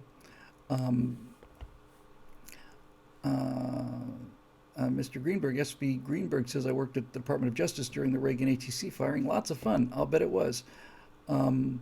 Yeah, and you know what the funny thing about that is, when you do that, it's not only the Soviets that notice, but other people notice too. If it turned out that that somebody had done this on college campuses when people started demanding things, then we wouldn't be in this trouble. I can tell you when the trouble that we're in now began. It began when students took over the Yale library, and the authorities, the university authorities at Yale went along with them. If those people had said, you are under arrest, you're expelled from college, criminal charges are being brought against you, then this whole social justice warrior thing would be fiction. But no, you basically give it to them and they take it, and I think Frederick Douglass said, once you know what people will take, once you realize exactly how far they'll go, exactly how far people will take what they're going to take, then you can expect that to happen the next day. And that's it. And that was why Reagan is so beloved by people, because he said he would do something and he did it on principle, and there was a cost to it, and he paid the price because principles are important. And once you fire the PATCO controllers, then you don't have that problem anymore, at least for 10 years or 20 years. But once you start giving in to people's demands, then, and I'm not talking about negotiating demands, that's reason. It's reasonable to negotiate demands. But once you start giving in to demands as opposed to negotiating positions, then people know they can get whatever they will ask for. And that's actually the term. When the Civil War started, when I say started, I mean during the first couple days of the Civil War, and all of a sudden this relatively small Union Army has to really, really, really get much bigger very fast. There's a story about a guy who was a supplier of food or some other thing to the army, and he was a fraud, and he was walking out of the Secretary of War's office. It wasn't Stanton at the time, but basically he's walking out and he sees a business associate of his walking in, and he says to him, "You go in there and you will get whatever you have the nerve to ask for." That's pretty much a direct quote of what he said. He said, "You will be able to come out of there with whatever you have the nerve to ask for," and that's where we are now. People get whatever they have the nerve to ask for because they know that there's not going to be any pushback. So there you go. So that's the first one.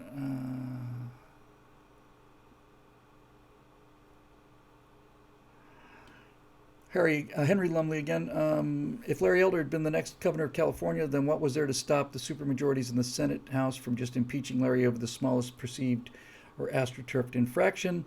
Technically nothing, but then they would be if we knew what we were doing, and we don't, and I don't blame Larry for this at all. I mean, Larry didn't want the job, and that's why I liked him, and he had very little time. And I think I really, having had a number of people who tell me that they went to vote, people I know personally went down to vote and said, "You've already voted. You voted by mail." Really? Yep. You voted for to keep Governor Newsom. I know two people that had that happen to personally. So if they hadn't claimed the COVID excuse and had the mailed-in ballots, it's entirely possible he would have won. But let's say he didn't. Let's say he won, and then would they? If we knew what we were doing, we would have used their rhetoric against them. We would have done. I heard ads from the beginning: "Stop the Republican power grab." Well, if I'd been in charge of our messaging for Larry Elder, I would have said, "Stop the lynching of this black man. This is what Democrats have been doing since they've been Democrats." I would have shown pictures of the Klan and would have said these are Democrats who left. The Confederacy was the Democratic Party leaving the Union. The Klan was Democrats. All of the lynchings were done by Democrats against black Republicans who wanted to vote and against the white Republicans who wanted them to vote. And I'd show pictures of that too. And then I would say this is yet another lynching of a black man by Democrats because this is what Democrats do. That's what I would do. And I would go there and I would stay there because that's how you have to fight these people. But no. Nope. We're incapable of it. We allow them to use our decency against us, and we expect that they're going to behave decently, and they're not. And since they're not decent people, you have to kick them in the nuts. And that's what I would be doing full time. Anyway, here's one from Jeremy Amson. I suggest the production of 2 videos which would serve multiple purposes. What should have happened in Afghanistan along the lines of your speech regarding Benghazi? And he quotes that thing where I was in the moment, that speech on Benghazi where I said I would have put F-18s over that city and I would have kept sonic booms on that city, making them know that we're on our way. And the other one is Afghanistan, Why It Matters, in the same vein as a firewall regarding Benghazi, showing Obama and Clinton's dereliction of duty and so on. And then he says they'd make great tools. First, we could circulate them through social media. Second, pro-America political candidates for 2022, and then a lot of arguments for why we should do this video. And close by saying these people need to go. Couldn't agree with you more, Jeremy. But here's the thing, Jeremy. The people who see these videos are not only not the problem, the people who see these videos are the solution. We are preaching to the choir has been so overused, but on some level, it's about the only analogy I can think of. The people who are already in the church are not the problem. It's the people who are outside of the church that are the problem. And the people outside the church are not going to come into the church by using methods that the church uses. This is why I am spending so much time and effort on the pop culture thing. Because the people who we need to convince, and some of them are not convincible and never will be. The show we did just earlier today was one of them was called The Willfully Blind, and how much stuff you have to ignore in order to maintain this worldview. And those people are there and there's nothing we can do about them. But a significant percentage, enough of a percentage to turn the table, and perhaps even a majority of people can be convinced. But they're not coming to the church. I'm speaking metaphorically here. And so they're not coming to the church, and sending out church flyers is not going to get them to come to the church. And sending out people to preach to them, and I mean this with no disrespect whatsoever, but sending out Mormons in black ties to knock on doors is not going to bring them to the church either. The only way you're going to get these people in church is to offer them things that don't look like they're from the church, and in fact, in many cases, aren't from the church. You have to set a trail of M&Ms for them to follow into the church, and that's all there is to it. And you don't have to like it. I don't like it either. Nothing would make me happier, nothing, than for me to be able to continue to do things like Firewall and Afterburner and make a compelling case that is seen by people and have people change their mind. But that's not reality. And if there's one thing I've learned about this line of work and about this philosophy is you gotta play the cards that are in your hand. You don't If you sit around wishing that you had a better hand than the hand you have and complaining about it, then you are going to lose, and you're essentially no different than the progressives who live on magical thinking. We got the cards we've got. We have 50 years of damage that has to be undone, and we have been people who have been absolutely inoculated against truth and reason. They have an allergic reaction to it. Zoe says this all the time. There are people who are allergic to the truth. That's exactly right. They have an allergic reaction to it. And if you present them the truth as the truth, they're going to have an allergic reaction to it. So you got to put you got to put a coating on it. You've got. I never really quite realized it was quite so blunt as this until this moment. You actually kind of have to lie. You actually have to lie in order to get people to get the truth. And when I say lie, I don't mean lie about the message, because that's self-defeating. I've never lied in the videos that I've done, and I never will. I've occasionally been wrong, and I'm not often wrong because I take it very seriously. But I've never lied, and I never will, because I don't have to, and I don't want to. And frankly, that's a loss. What I mean lie is, let's take a specific example, a real specific example. This is something I wrestle with all the time. It's something I constantly discuss with my wife, and she has we go back and forth about this. I'll take a specific example. Profanity. Okay? Profanity. If I make a video that has a ton of F-bombs in it, it will be something that doesn't look like a church flyer. That alone will be a shell around the truth that disguises the truth to the people that need to hear the truth. Now, when we get into this kind of thing, I hear frequently, and I get it, I understand it. I hear people tell me, Bill, if you're going to do that, then I don't want any part of it, because this is what we're fighting against, and you're just as bad as they are. And I disagree with this completely, and I respectfully disagree. Tom says I wouldn't follow you around if I threw F-bombs around. I don't throw F-bombs around because I respect my audience.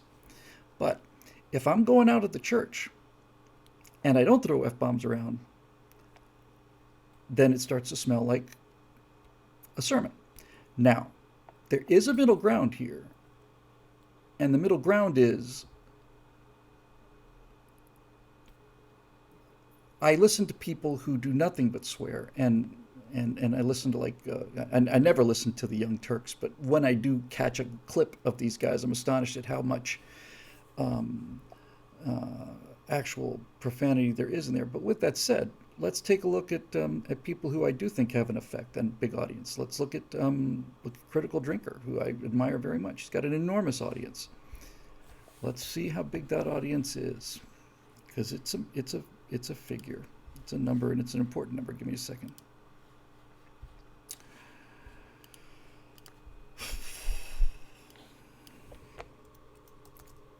Almost every other word on him is an F-bomb. But he's a conservative. He may not admit it. But he is. Okay, he's got 900,000 subscribers. I've got 200,000, and I've been doing it for 11 years, and he's been doing it for 2. But much more importantly, he put out a video 2 days ago, Why Modern Movies Suck. That's a word I've used once, by the way, suck. A particularly good video called Why We Suck. That video that starts off with, I hate effing modern movies. I think it's like the first line. In 2 days has 556,000 views. That is 100 times what my videos get, generally speaking, nowadays, as a result of all of these restrictions. And furthermore, those 500,000 views in 2 days are 500,000 views of people who need to hear the message, and that's 500,000 people outside the church. Now, Oh boy. ActionCom Texas says, cool with me, I'm a Marine with a Marine Corps vocabulary. I use profanities when profanities are needed for proper emphasis only. When I'm in the company of strangers, sometimes a four-letter word is the thing that applies, and namby-pamby dick wagons that virtue signal by being offended at my language do not impress me one bit. So let's get down to the details, because this is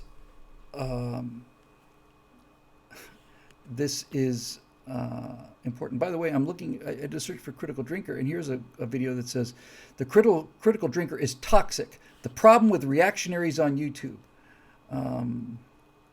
Today we look at why the critical drinker is toxic. We discuss topics with Marvel, Star Wars, and other. So here's an anti-critical drinker video with 74,000 views. It's not an insignificant number.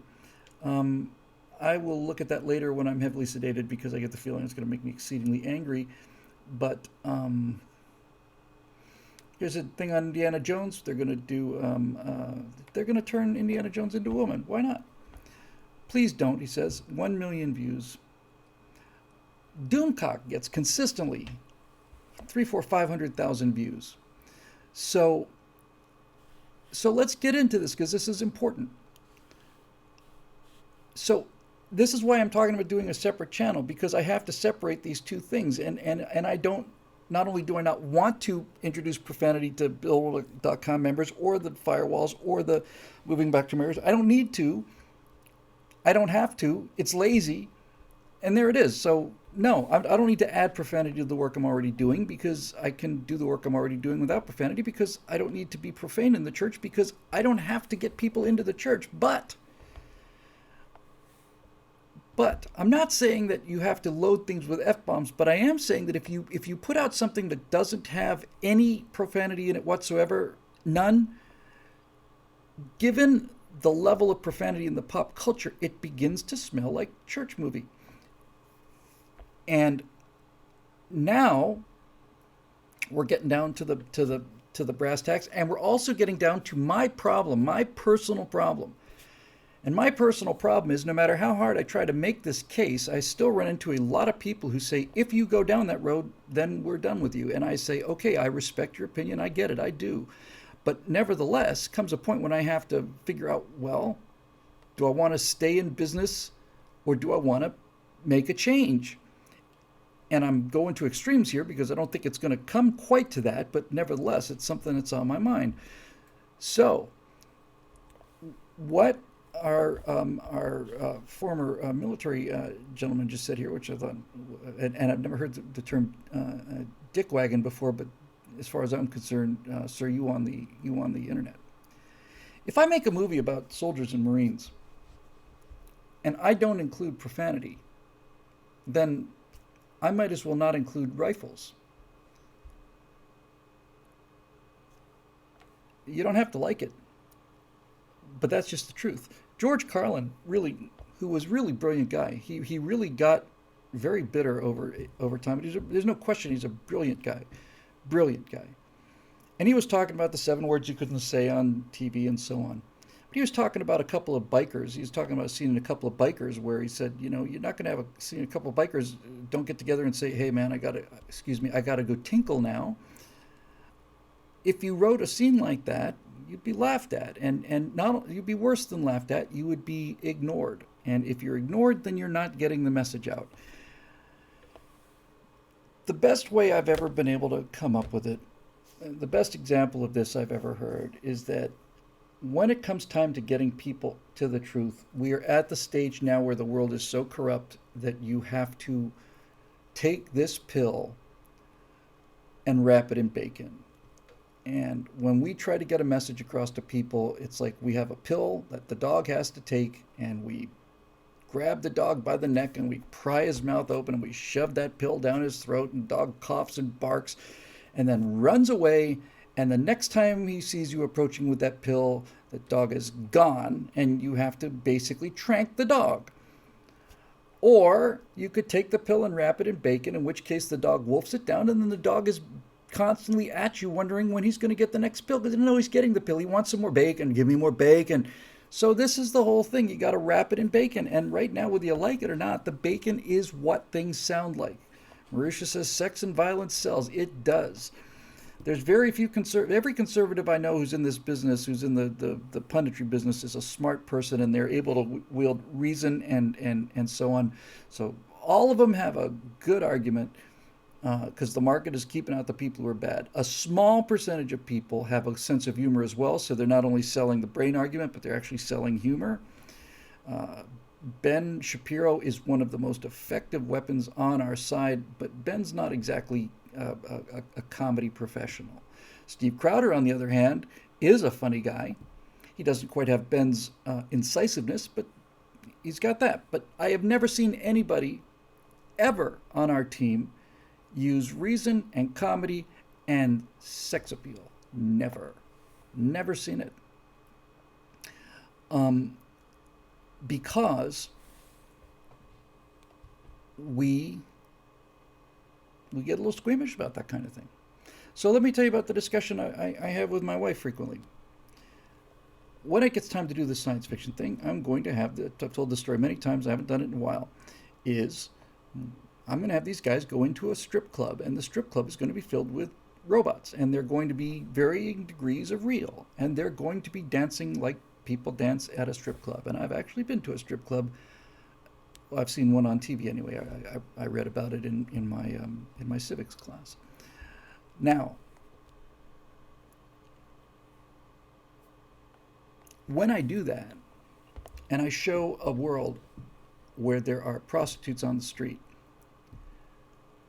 my wife says you shouldn't show those things because your fans won't like it, and she's got a strong reaction to this, like a visceral reaction to this. And I respect that. And she doesn't want me to lose support, and I get all of that.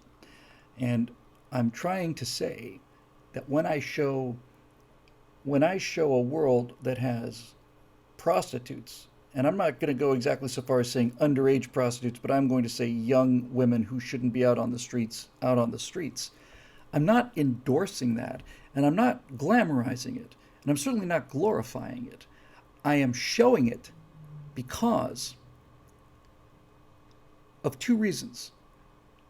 Number one, I'm going to show that these people are unhappy, but that's not the reason I'm showing it. The reason I'm showing it is because people are attracted not necessarily to the darkness of it, but they are attracted to the sexiness of it. And when I show sexy dancing robots, people will watch that. Why do you think that so many of these movies, it doesn't happen anymore because now anybody has access to all the pornography they want to. That's an entire another story. But when I was growing up, virtually every movie that wanted to get a young male audience in there had 10 seconds of toplessness, right? 10 seconds of it. And that's it. And there you go. And here he is again. ActionCom Texas says it's all about net gain. Bill, you can't please everyone. Those you lose will still vote conservative. You're going to lose a few on BillWhittle.com if you blow up their pet conspiracy theories and so on. Look, that's exactly right. It's about net gain, and that's the game I got to be playing. Which is why I'm actually trying to get, independent funding for these things, because Drinker understands. Why does Drinker put so many F-bombs into his stuff? Because he is, I would say he's on the verge of gratuitousness. He's not, but he's on the verge of it. And he does it because that's how he talks when he's angry. One of his standard lines is F off, film, and he doesn't say F off. I'm saying F off because I respect the fact that most of the people watching me don't particularly like profanity, but he says F off, film. And it works because that's how he feels, and that's how I feel, and that's really how I really would speak about these things. Yeah, and he jokes about Tatiana too, his Russian stripper, and so on and so on and so on. He puts that in there because the critical drink, I don't even know his real name, but the critical drinker is a character. And this is why he is effective. He's a character. The guy who is the actual guy is not the critical drinker. The guy who's the actual guy is a very smart, very good. Will Jordan, is that his name? I didn't know that. Will Jordan is a very good writer. And if Will Jordan were to do what I was doing, and that is just analyze scripts, he would have some audience, but he's understood that people are interested in what he has to say, but he has put what he has to say in the form of a character. And that character is more interesting than Will Jordan is. And I think Will Jordan's a real interesting guy. But Critical Drinker is a character.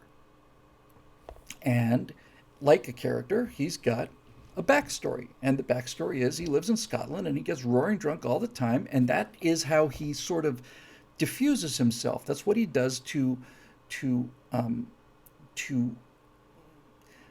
all of those self-referential things about how awful life is in Scotland and how he drinks all the time and all the hookers and all the rest of it. All of that is there to eliminate the authoritarian aspect of what he's saying, because he is in fact providing criticism, and he doesn't want to be perceived as a lecturer. He wants people to watch his product, and people don't. And here's the problem with the writing. You see, the problem with the writing is that they made this mistake, and I know this because I'm a professor of writing, and as a professor of writing, I'm clearly able to point out that there's a lack of foreshadowing. You see, the lack of foreshadowing. That will get some people, but it won't get everybody. There are people who listen to him not because of what he says, but I'm on it now. They listen to him not because of what he says, but because of how he says it. Doomcock, perfect example. The exact same thing. The exact same thing. What Doomcock has to say is important.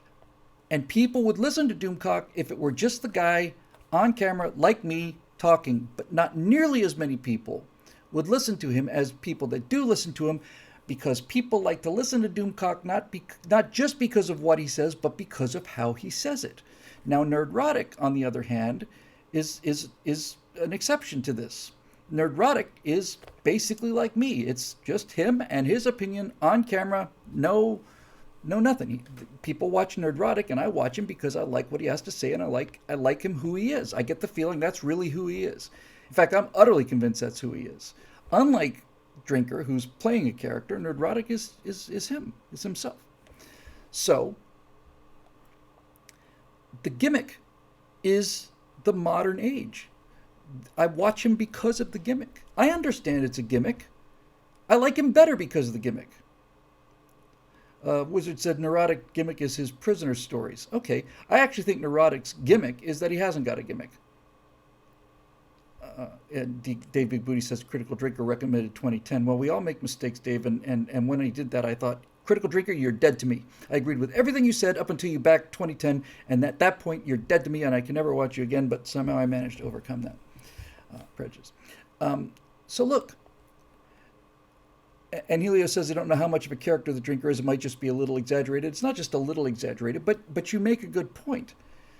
The reason he's able to play this character is because obviously he has a significant amount of that in him. He's exaggerating it, and he's playing it for fun. And I do the same thing with the Stratosphere Lounge. The Stratosphere Lounge is an awfully produced show, and it's a running joke now. And so I run with it. By the way, J.P. Spears, what's his channel? Enlightenment with J.P. For years, I watched him for years. And all he did was just basically mock hippies and progressives in a gentle kind of way. He is now full-on conservative pundit. And I don't awaken with JP. I don't know how much of an audience he's lost, but I'd be willing to bet it's a relatively significant share of his audience.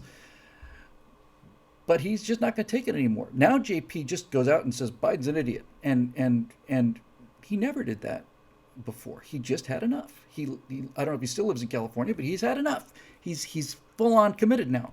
And this is the whole point of why I'm trying to get into this shift anyway, is because the tide is running with us. We got the tide running with us, for God's sakes, for once. Okay, and can we not, take advantage of this? I mean, do we have to blow every single possible opportunity we have? Honestly, Scorch says there's a guy called Professor Tosspot, and he's provided a link. I've never heard of him. He says he runs a puppet. Okay, I'm already loving the guy. Let's see what we got here. Oh, okay, sure. I'll watch his stuff. So what's he getting away with? What he's getting away with is he's wearing a mask, and that mask allows him to say things that he could never say otherwise. Have you ever thought about the fact that there is no way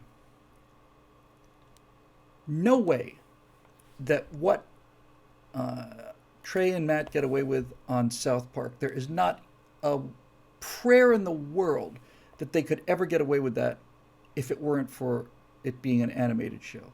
Same thing goes for Family Guy. You cannot get away with saying the things they say on those animated shows in a live action show, but because they're animated shows, it's a mask. It's an act. It's like, you know who gets away with this too? Bill Burr. I was thinking about Bill Burr the other day. Bill Burr gets away. This is important. Bill Burr gets to speak the truth because Bill Burr has a character that is insane. That's why he gets away with it. The genius of Bill Burr is that the character that Bill Burr has made for himself, the Bill Burr that we all see like the Critical Drinker, is a guy who is irrationally angry. He jokes about it all the time. And I have no doubt that just like the Drinker, this is largely based in truth. But Bill Burr has a reputation for being insanely angry. And that is what protects him enough to be able to speak the truth. So when Bill Burr comes out and says, women are overrated, you can't say that. He can. He can say it because he has joked about the fact that, used to get, beaten in the face by his dad at dinner, and he's constantly talking about how, honey, if you realized I was suddenly waking up to the fact that I'm a psycho, he constantly talks about it. He has fun with it, but it's his armor. Tiki Rocket says Norm Macdonald never got that pass because he was too sincere. Norm got away with what he got away with because Norm, I don't want to misinterpret this, because Norm was always winking at the audience. Usually when you're winking at the audience, that's a sign that that you're better than them, that your irony and all of that cynicism is just cowardice as far as I'm concerned. And Norm was never ironic, and Norm was never superior. Scott put his finger on it in the episode we did on Norm.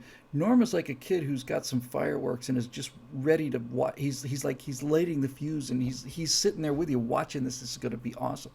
But Norm can get away with that because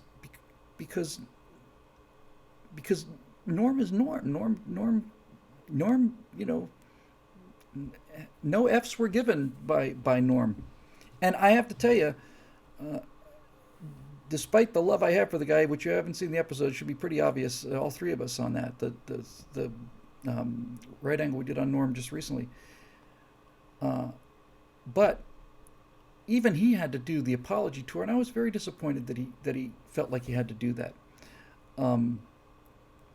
Did he get away with it? Saturday Night Live fired him. Yeah, they fired him, and then they brought him back as a guest host 2 years later. And when they did, he said, boy, either I got a lot funnier or this show got a lot worse, because I got fired for not being funny, and now here I am, the host of it. Brilliant. I saw this in... I saw a lot of Norm retrospectives recently, just because I wanted to. And I saw a panel with relatively recent, I want to say maybe 3-4 years. I think it was on David Spade's late night show. So it's David Spade, Kevin Nealon, Dennis Miller, and Norm Macdonald. And Dennis Miller said that Norm was told not to do any OJ jokes because somebody high up in the network was close personal friends with OJ. Close personal friends. And they told him no more OJ jokes under any circumstances. And so Norm did nothing but OJ jokes. He just didn't care. And that's why everybody loves Norm. They love Norm because I see this guy. I haven't seen his videos before, but this is 5 million views on when wokes and racists actually agree on everything. Yeah, I haven't seen this video with Ryan Long, but I've heard about it, so I'll watch that too. So these guys are getting there, you know, they're getting through, and I am doing stuff that's important, and that is keeping people aware of the fact that they're not insane, but we're not you know, this is not taking territory. This is holding the line. You have to hold the line. If the center collapses, then that's the end. So as every day goes by, I realize that more and more what I do is less persuasive and more defensive, and I'm tired of playing defense. You know, I've been in a big argument a long time about whether or not better to have a football team that's got really great offense and really great defense. And a lot of people have said, "Man, defense wins football games," and my reply to that is, yeah, but a perfect defense doesn't get any points on the board. You got to score points, and so there you go. Now Aesop says that Gutfield is f-bombing on his show every night now. Um, and Wizard, thank you so much for the kind words. But I'm trying to do both, and I got to tell you, it's hard because I'm trying to do both. I want to say it by myself. I have tremendous help here. Got a great editor in Mark. Scott does so much behind the scenes and has put up with so much grief, and we have Shelley and all that. But basically, it's, you know, it's basically three of us run this company, uh, and and then there's Zoe and Steve, and that's pretty much it. And I love working with Daily Wire because when I go to Daily Wire, I walk into a room full of 150 people who are extremely talented. And when Daily Wire shows me the first rough cut of uh, the Apollo stuff, not only do I think this is great work, it's like, where did you get that clip? That's amazing. I'm impressed. I'm often accused of being a control freak. Like, oh, you have to such a... No, I don't want to do all of this stuff. I really don't. I do it because I'm better at it than the alternative. When I find somebody who's better at this than I am, then I'm really, really happy. So all of this just to say, you know, I'm trying to make this move and I'm trying to stay stationary at the same time, and it's tough.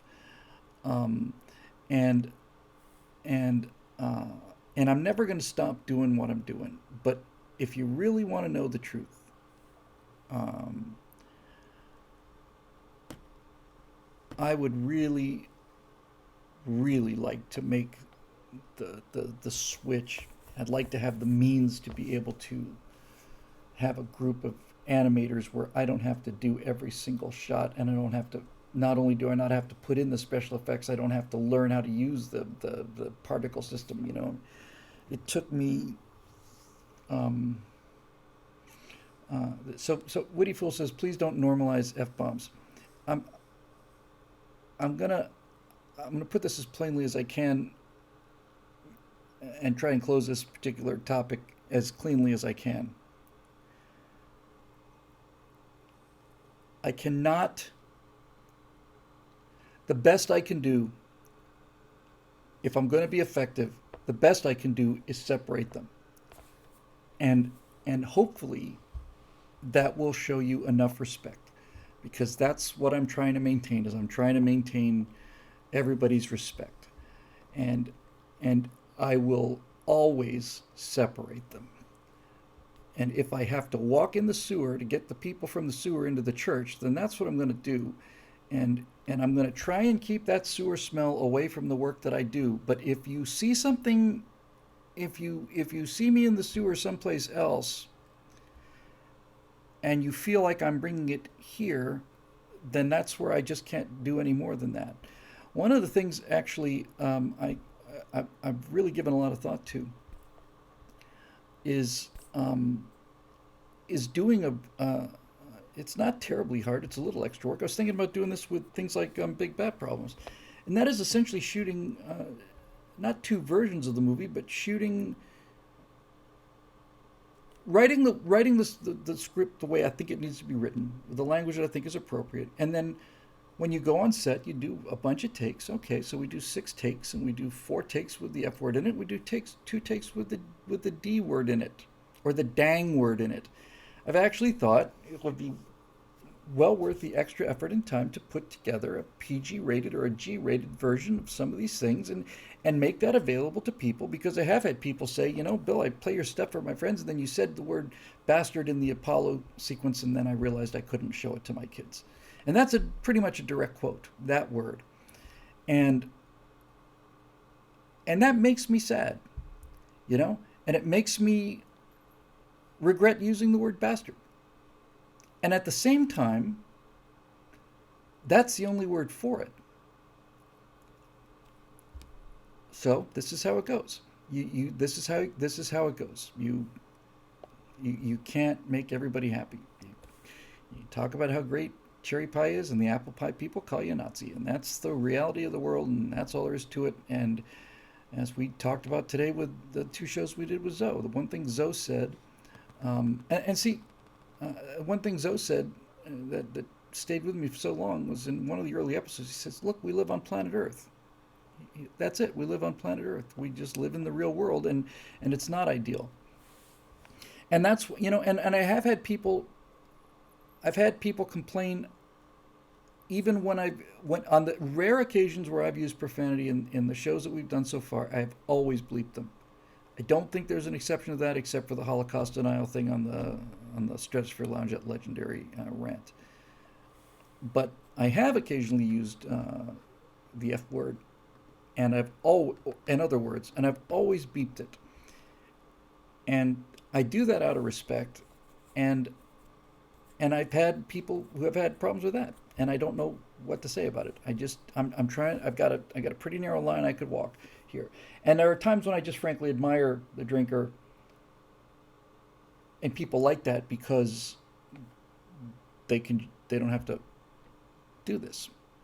But at the same time, I look at guys like, you know, Young Turks, and I just say, it's not only lazy, it's just plain stupid.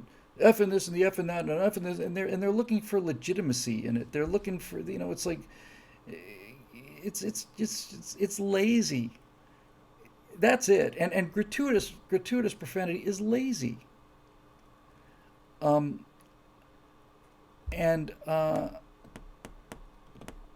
there you go. Now, Woody Fool says Scott's stark refusal to debase his language elevates his opinions and refines his points. Okay.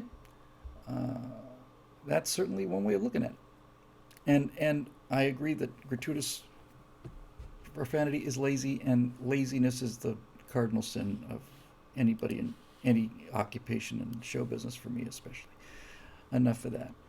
All right, so we'll do one more, I think, and then we'll call it a day. I didn't get through anything like all of them, so I'll pick them up again next time. Let's see what we got here. Where did I put it? Nope. Here.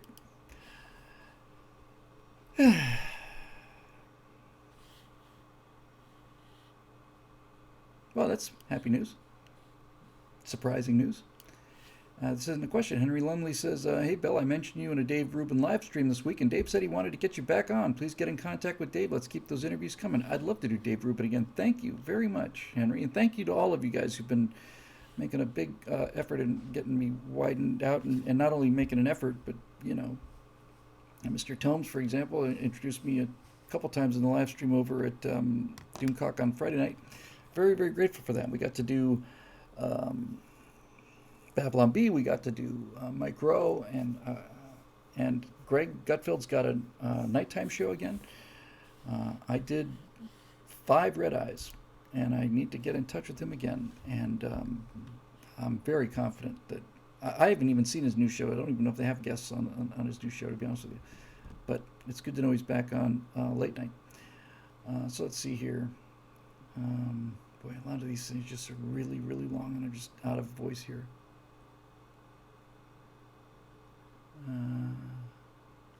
Okay, how about this one? We'll close with this. Justin Whitsett. Bill, I'm done with the Republican Party, and I sure as hell am not a friend of the Democrats. My new political position is I want the United States government to burn so the people of the United States can thrive and prosper. Amen. I'm already fully on the side of libertarianism, and I'm learning more and more about the side of full-blown anarchism. More and more I see less and less purpose and need for government at all, especially a federal one. I see corrupt and power-hungry police eager to whip out a gadget from their Batman utility belt and use it on a pesky citizen. I see corrupt military leaders who will give morally questionable, if not outright evil orders, and morally bankrupt grunts that act like zombies and will follow them.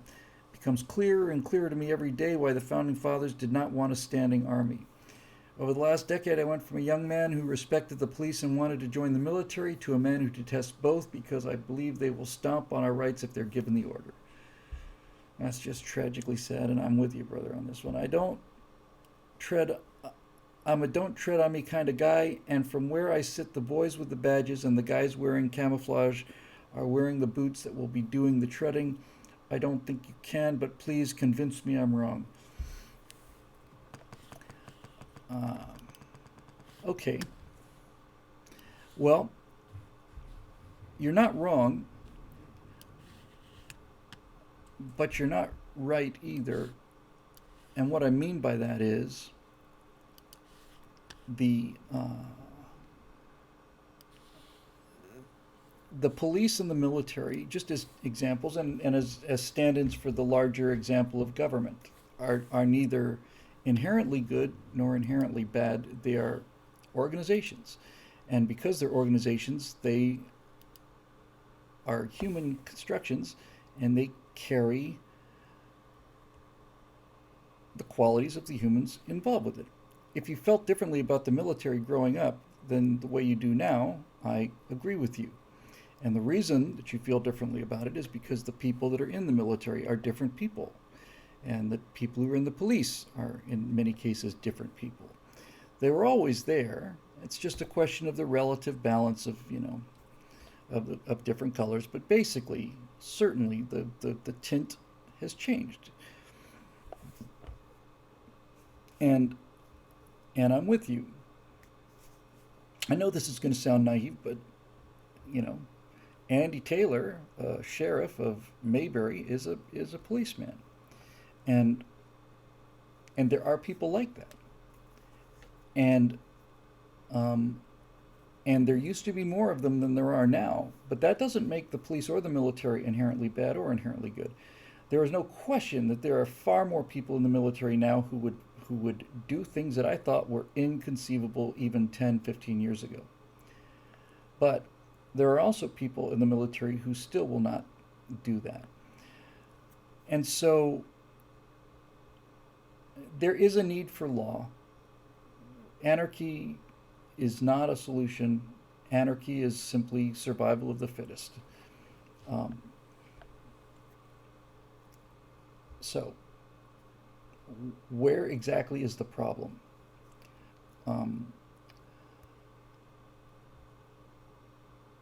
The problem is not in the institution. The problem is in who makes up the institution, and ultimately the problem is we are responsible for letting this happen. I know it's not fun to talk about, and I know nobody wants to go there, and I know we can all say, all of us can say, and we're right, and we're not lying to ourselves, that we've been fighting this tooth and nail, but the fact of the matter is, it's happened, and we've watched it happen. So, the moving back to America I recorded this morning is called The Boeing Effect. And I talk about the fact that Boeing had produced so much really wonderful stuff, and was just a world leader for so long, and now they can't get a rocket off the pad. They built the first stage of the Saturn V 50 some years ago, and now they can't get a valve to work. And what happened to Boeing is the same thing that happened to NASA, and it's the same thing that happened to America. It got too big and too successful. And big successful things get fossilized. It's the nature of things. You can complain about it, but you can't do anything about it. When I say it is the nature of things, it is reality that small and hungry entities become successful, and sometimes they become very successful, and if they become very successful, they're no longer small and hungry, and they change. And this is how things work, and there's no way around it. as I pointed out on the show this morning, it hasn't gone up yet, but when Steve Wozniak and Steve Jobs decided that there was a market for personal computers, they didn't say, hey, let's just build them in our garage. They did the sensible thing. They took it to IBM. They had an idea that people would want personal computers. They had a design for it. So they went to the people that made computers. And they went to IBM because IBM owned the world in terms of computing. And they owned the world in terms of computing because IBM in the 50s and 60s were outside of the box thinkers.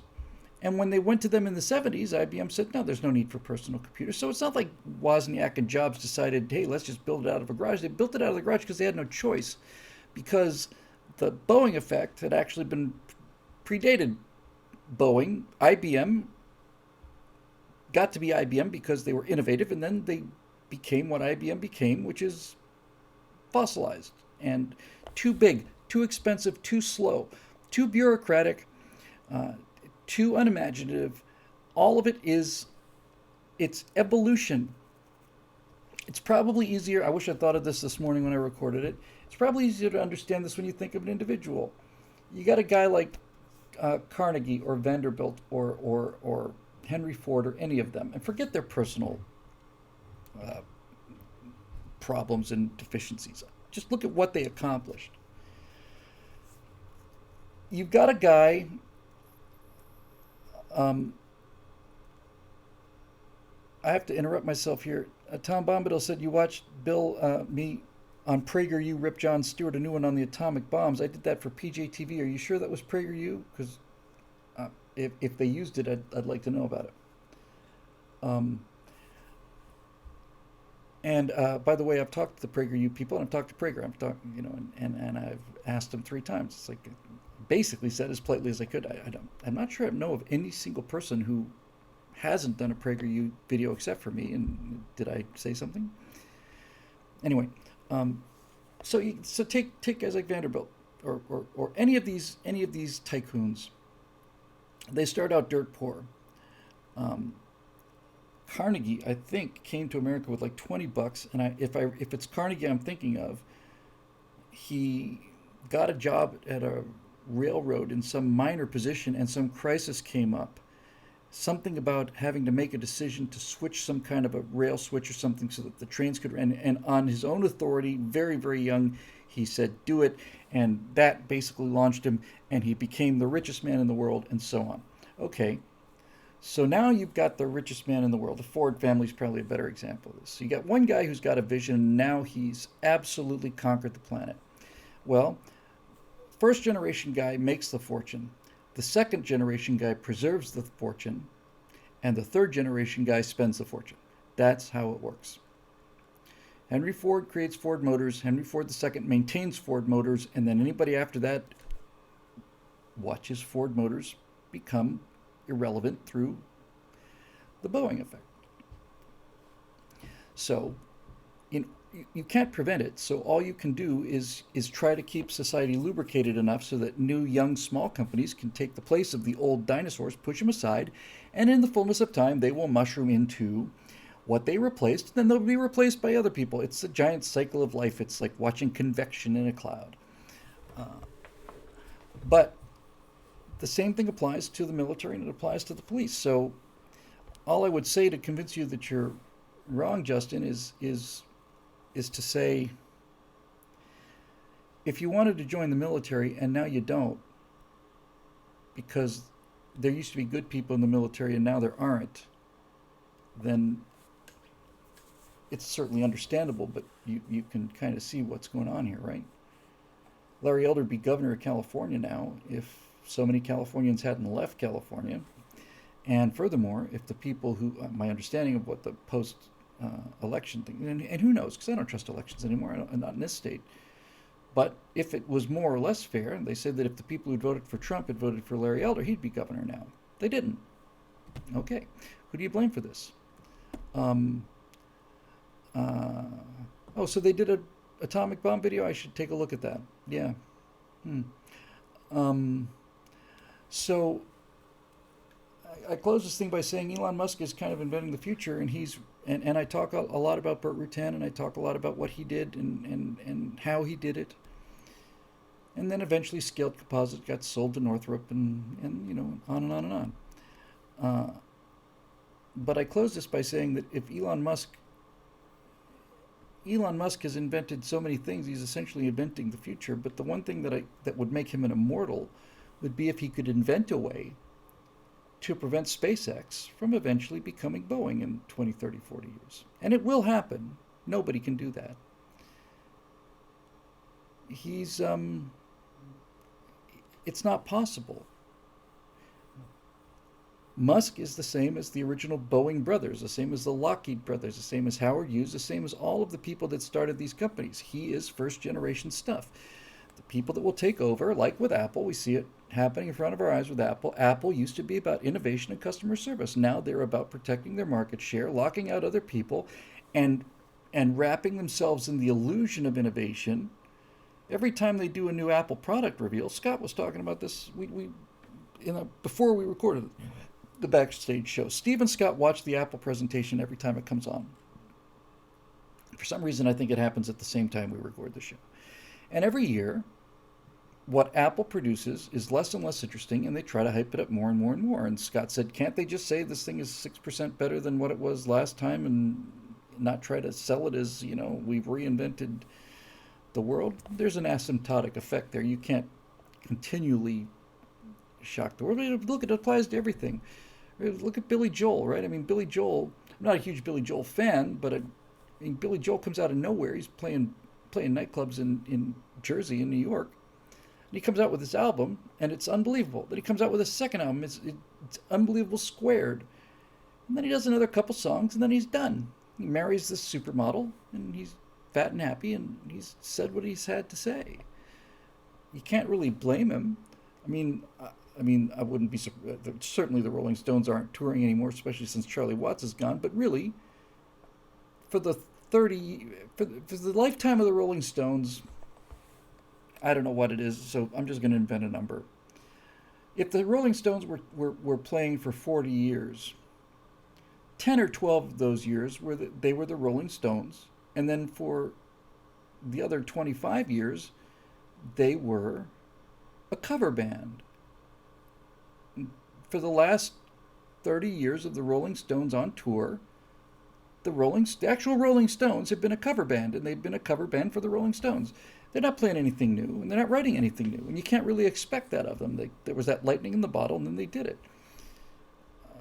The reason I'm so passionate about making this move is because there's not an awful lot new I can do doing what I'm doing now.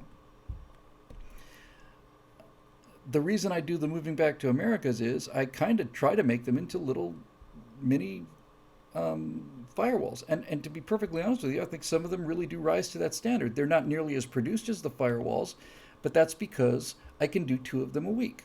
And if I was doing them as firewalls, I could do one of them every 2 weeks, and they would get the same amount of views or fewer. Last firewall I did on the amygdala, put a lot of work into it, 22,000, 25,000 views, something like that. So I'm just adapting to what they're doing to my marketing. They're adjusting my viewers, and I'm trying to get as much message out there as I can. But the reason that I want to get into this other stuff is I'm not reaching the end of my creativity on that score. I've done about everything I can do first person singular, but there's this gigantic toolbox that I can use, and I have a chance to touch it a little on things like the Apollo series or the Cold War series or America's Forgotten Heroes. I get a chance to actually write and not entirely be me just talking about things here. And when they produce those shows, you get music. You get just music. That alone. Just think about that for a minute. The music that they wrote for America's Forgotten Heroes did a lot of the heavy lifting there and really, really, really helped the writing. I haven't had a chance to use music in my stuff. I can't even use the music that I loved. I used to have music underneath that Fire logo that I just love. And I bought that music. It's commercial music. I paid for it. And every time I include it, it gets a YouTube copyright strike. And every single time it's included, I have to go and write to these people and ask them to release it from YouTube. And then at that point, I just don't even bother anymore.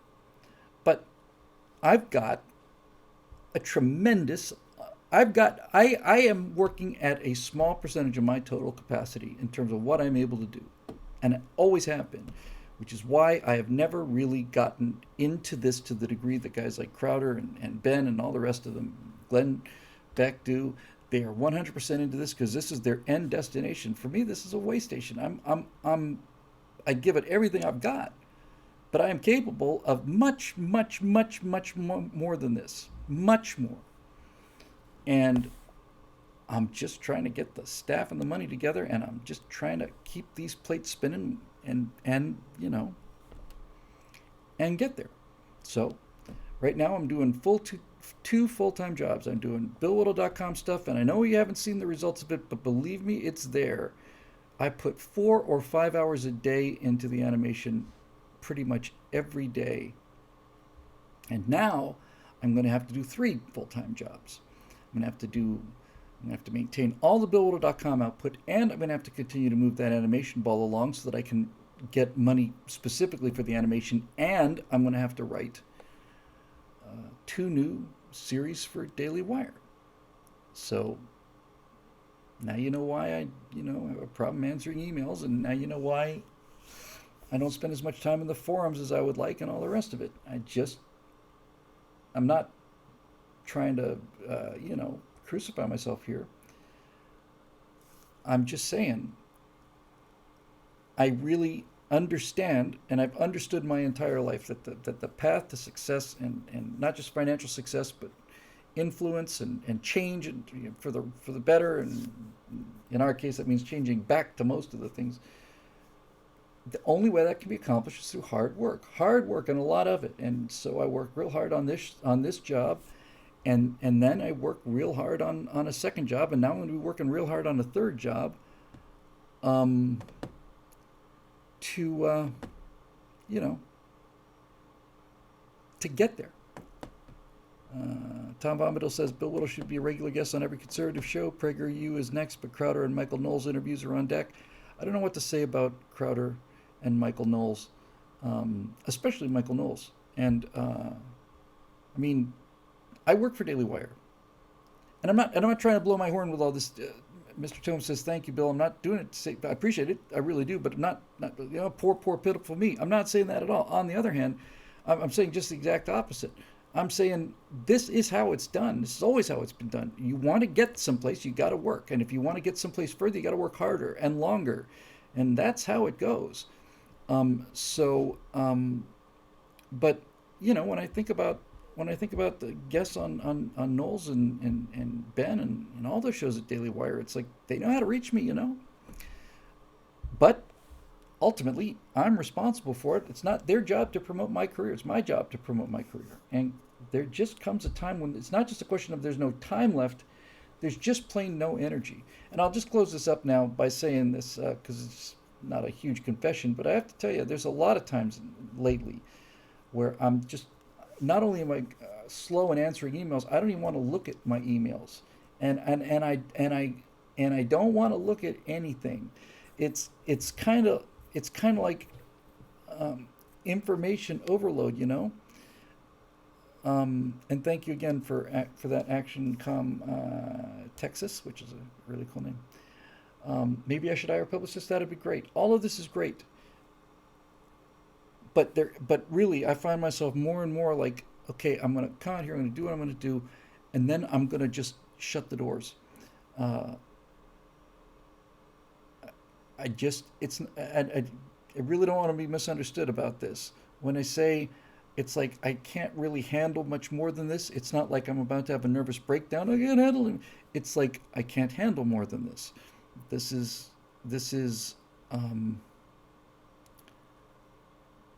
a perfectly rational, unemotional thing. It's like I cannot handle more than this. This is all I can do, and so I'm going to just kind of put this over here and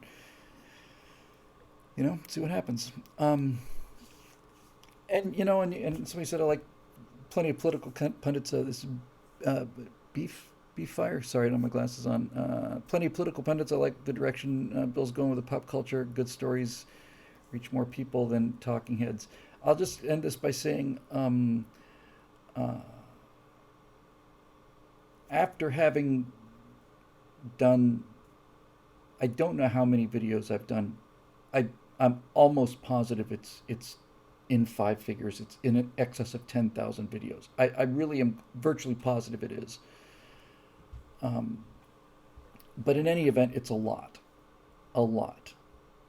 and you can tell where the fresh terrain is by my excitement level. Um, it was fun talking about the planetarium stuff. It's occasionally fun talking about airplanes. We talked about airplanes a lot when we did that conversation on Ford versus Ferrari. That was great. I'm excited about this because I haven't spent 10,000 videos talking about this stuff. And the next show I want to do, theme show, I might be out next week, and if I'm not, then I'll let you know. But if I am not next week, then the week after, I want to do a Shakespeare show. That will be interesting to me. Interesting to me because I don't have 5,000 videos out there talking about Shakespeare. It's new, and the hard part is when when you look at things that people want to talk about, it's like, okay, how many shows have we done on COVID? And I, but at the same time, you have to do them. You know what I mean? It's like, I mean, how many have we done in the last 18 months? A lot. Um, so there's the pickle. Uh, you don't want to talk about something you talked about so many times, but at the same time, you kind of have to, and you have to think of a new way to do it. Uh, I don't know how. I don't know. I don't know how this is going to be taken, but I have. I don't think a day goes by, and I'm not looking for sympathy. I'm just telling you this is just a fact. Okay, I don't think there's a day that goes by when I go home and feel like I have, when I don't feel like I haven't done enough today. I haven't done enough today. This didn't get done, or this, or I should have done a show, or I missed a moving back to America last week, and I almost like start to just a little bit, like lose everything. And sometimes I just have to like calm myself down and say, Bill, you do five right angles, two virtue signals, a Stratosphere lounge, and I try to do two moving back to Americas a week. It's 10 shows a week, and it doesn't feel like it's enough. I feel like I'm not saying this to say it. I'm not saying it for sympathy. I feel like I'm lazy. I feel like I didn't get done what I needed to get done, and that's a tough thing. Um, so I'm just trying to find some balance. And to be perfectly fair with you, I really feel like I have lately. I've managed to get my schedule streamlined um, to the point where I can now get 10 shows out the door relatively consistently and still have significant amount of times to do the other things that I need to do to get to that next level. Thank you, Wizard. That's a kind thing to say. I watch you more than I watch TV. That's very kind of you. Um, One of the things I don't feel like and it's not like I know I don't do it. I don't spend enough time in the forums. I would like to. I just don't. I can't. It's just not there. It's either that or we're. I, what do I say? Thank God for Scott Ott. That's all I have to say. He just he's just the elastic that takes all of this uh, vibration out of the system. So anyway, um, thank you very much.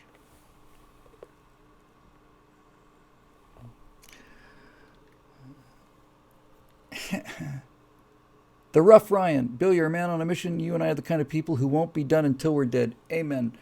Uh, and that is the advantage, by the way. I just spent the last half hour talking. The bottom line is, because of you people, I haven't been to work in 10 years. I haven't gone to work in.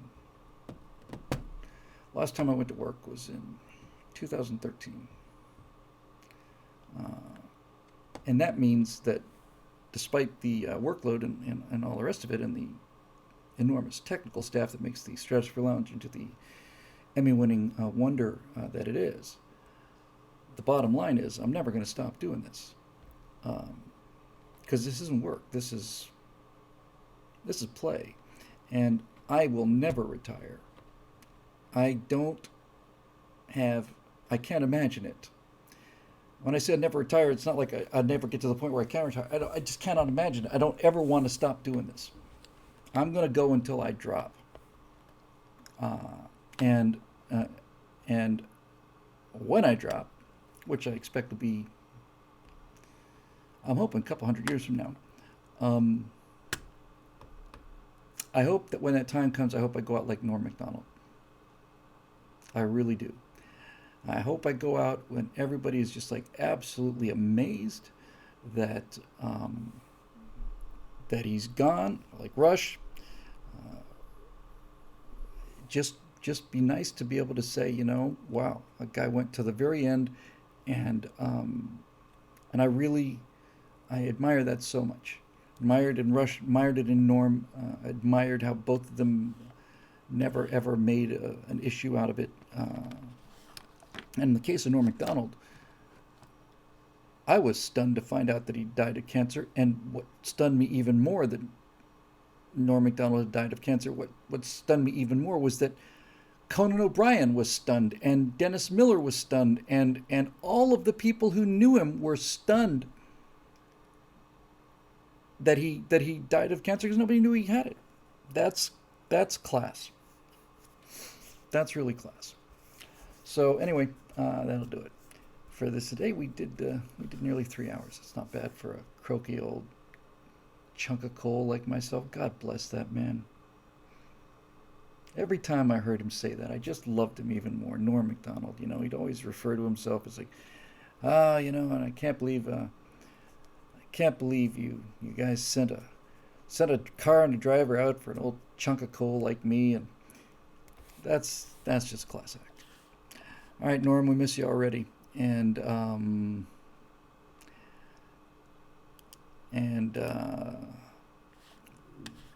it's hard to be sad about somebody who had that kind of influence on people. That is I binge. Mr. Tomes said binge watched Norm today at work. I binge watched Norm. I binge watched Norm for the last couple of years.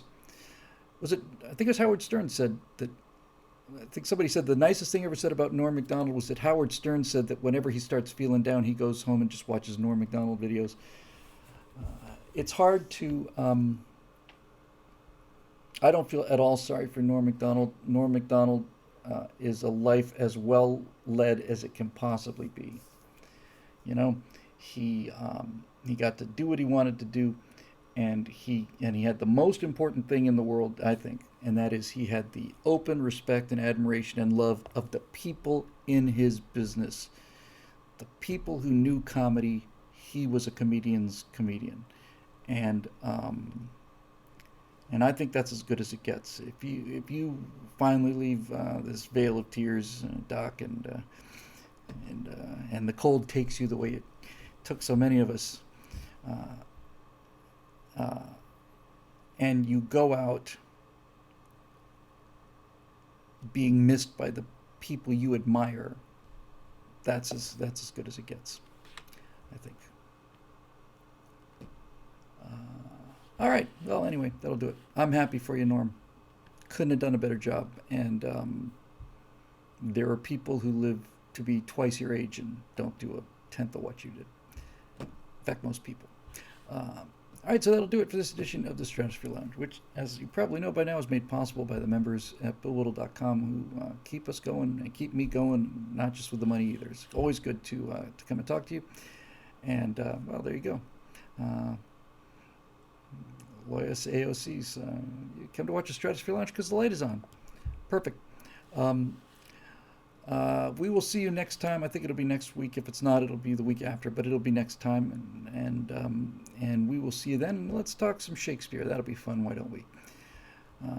Talk a little bit about, if you want to, about who he really was, but I'd like to talk about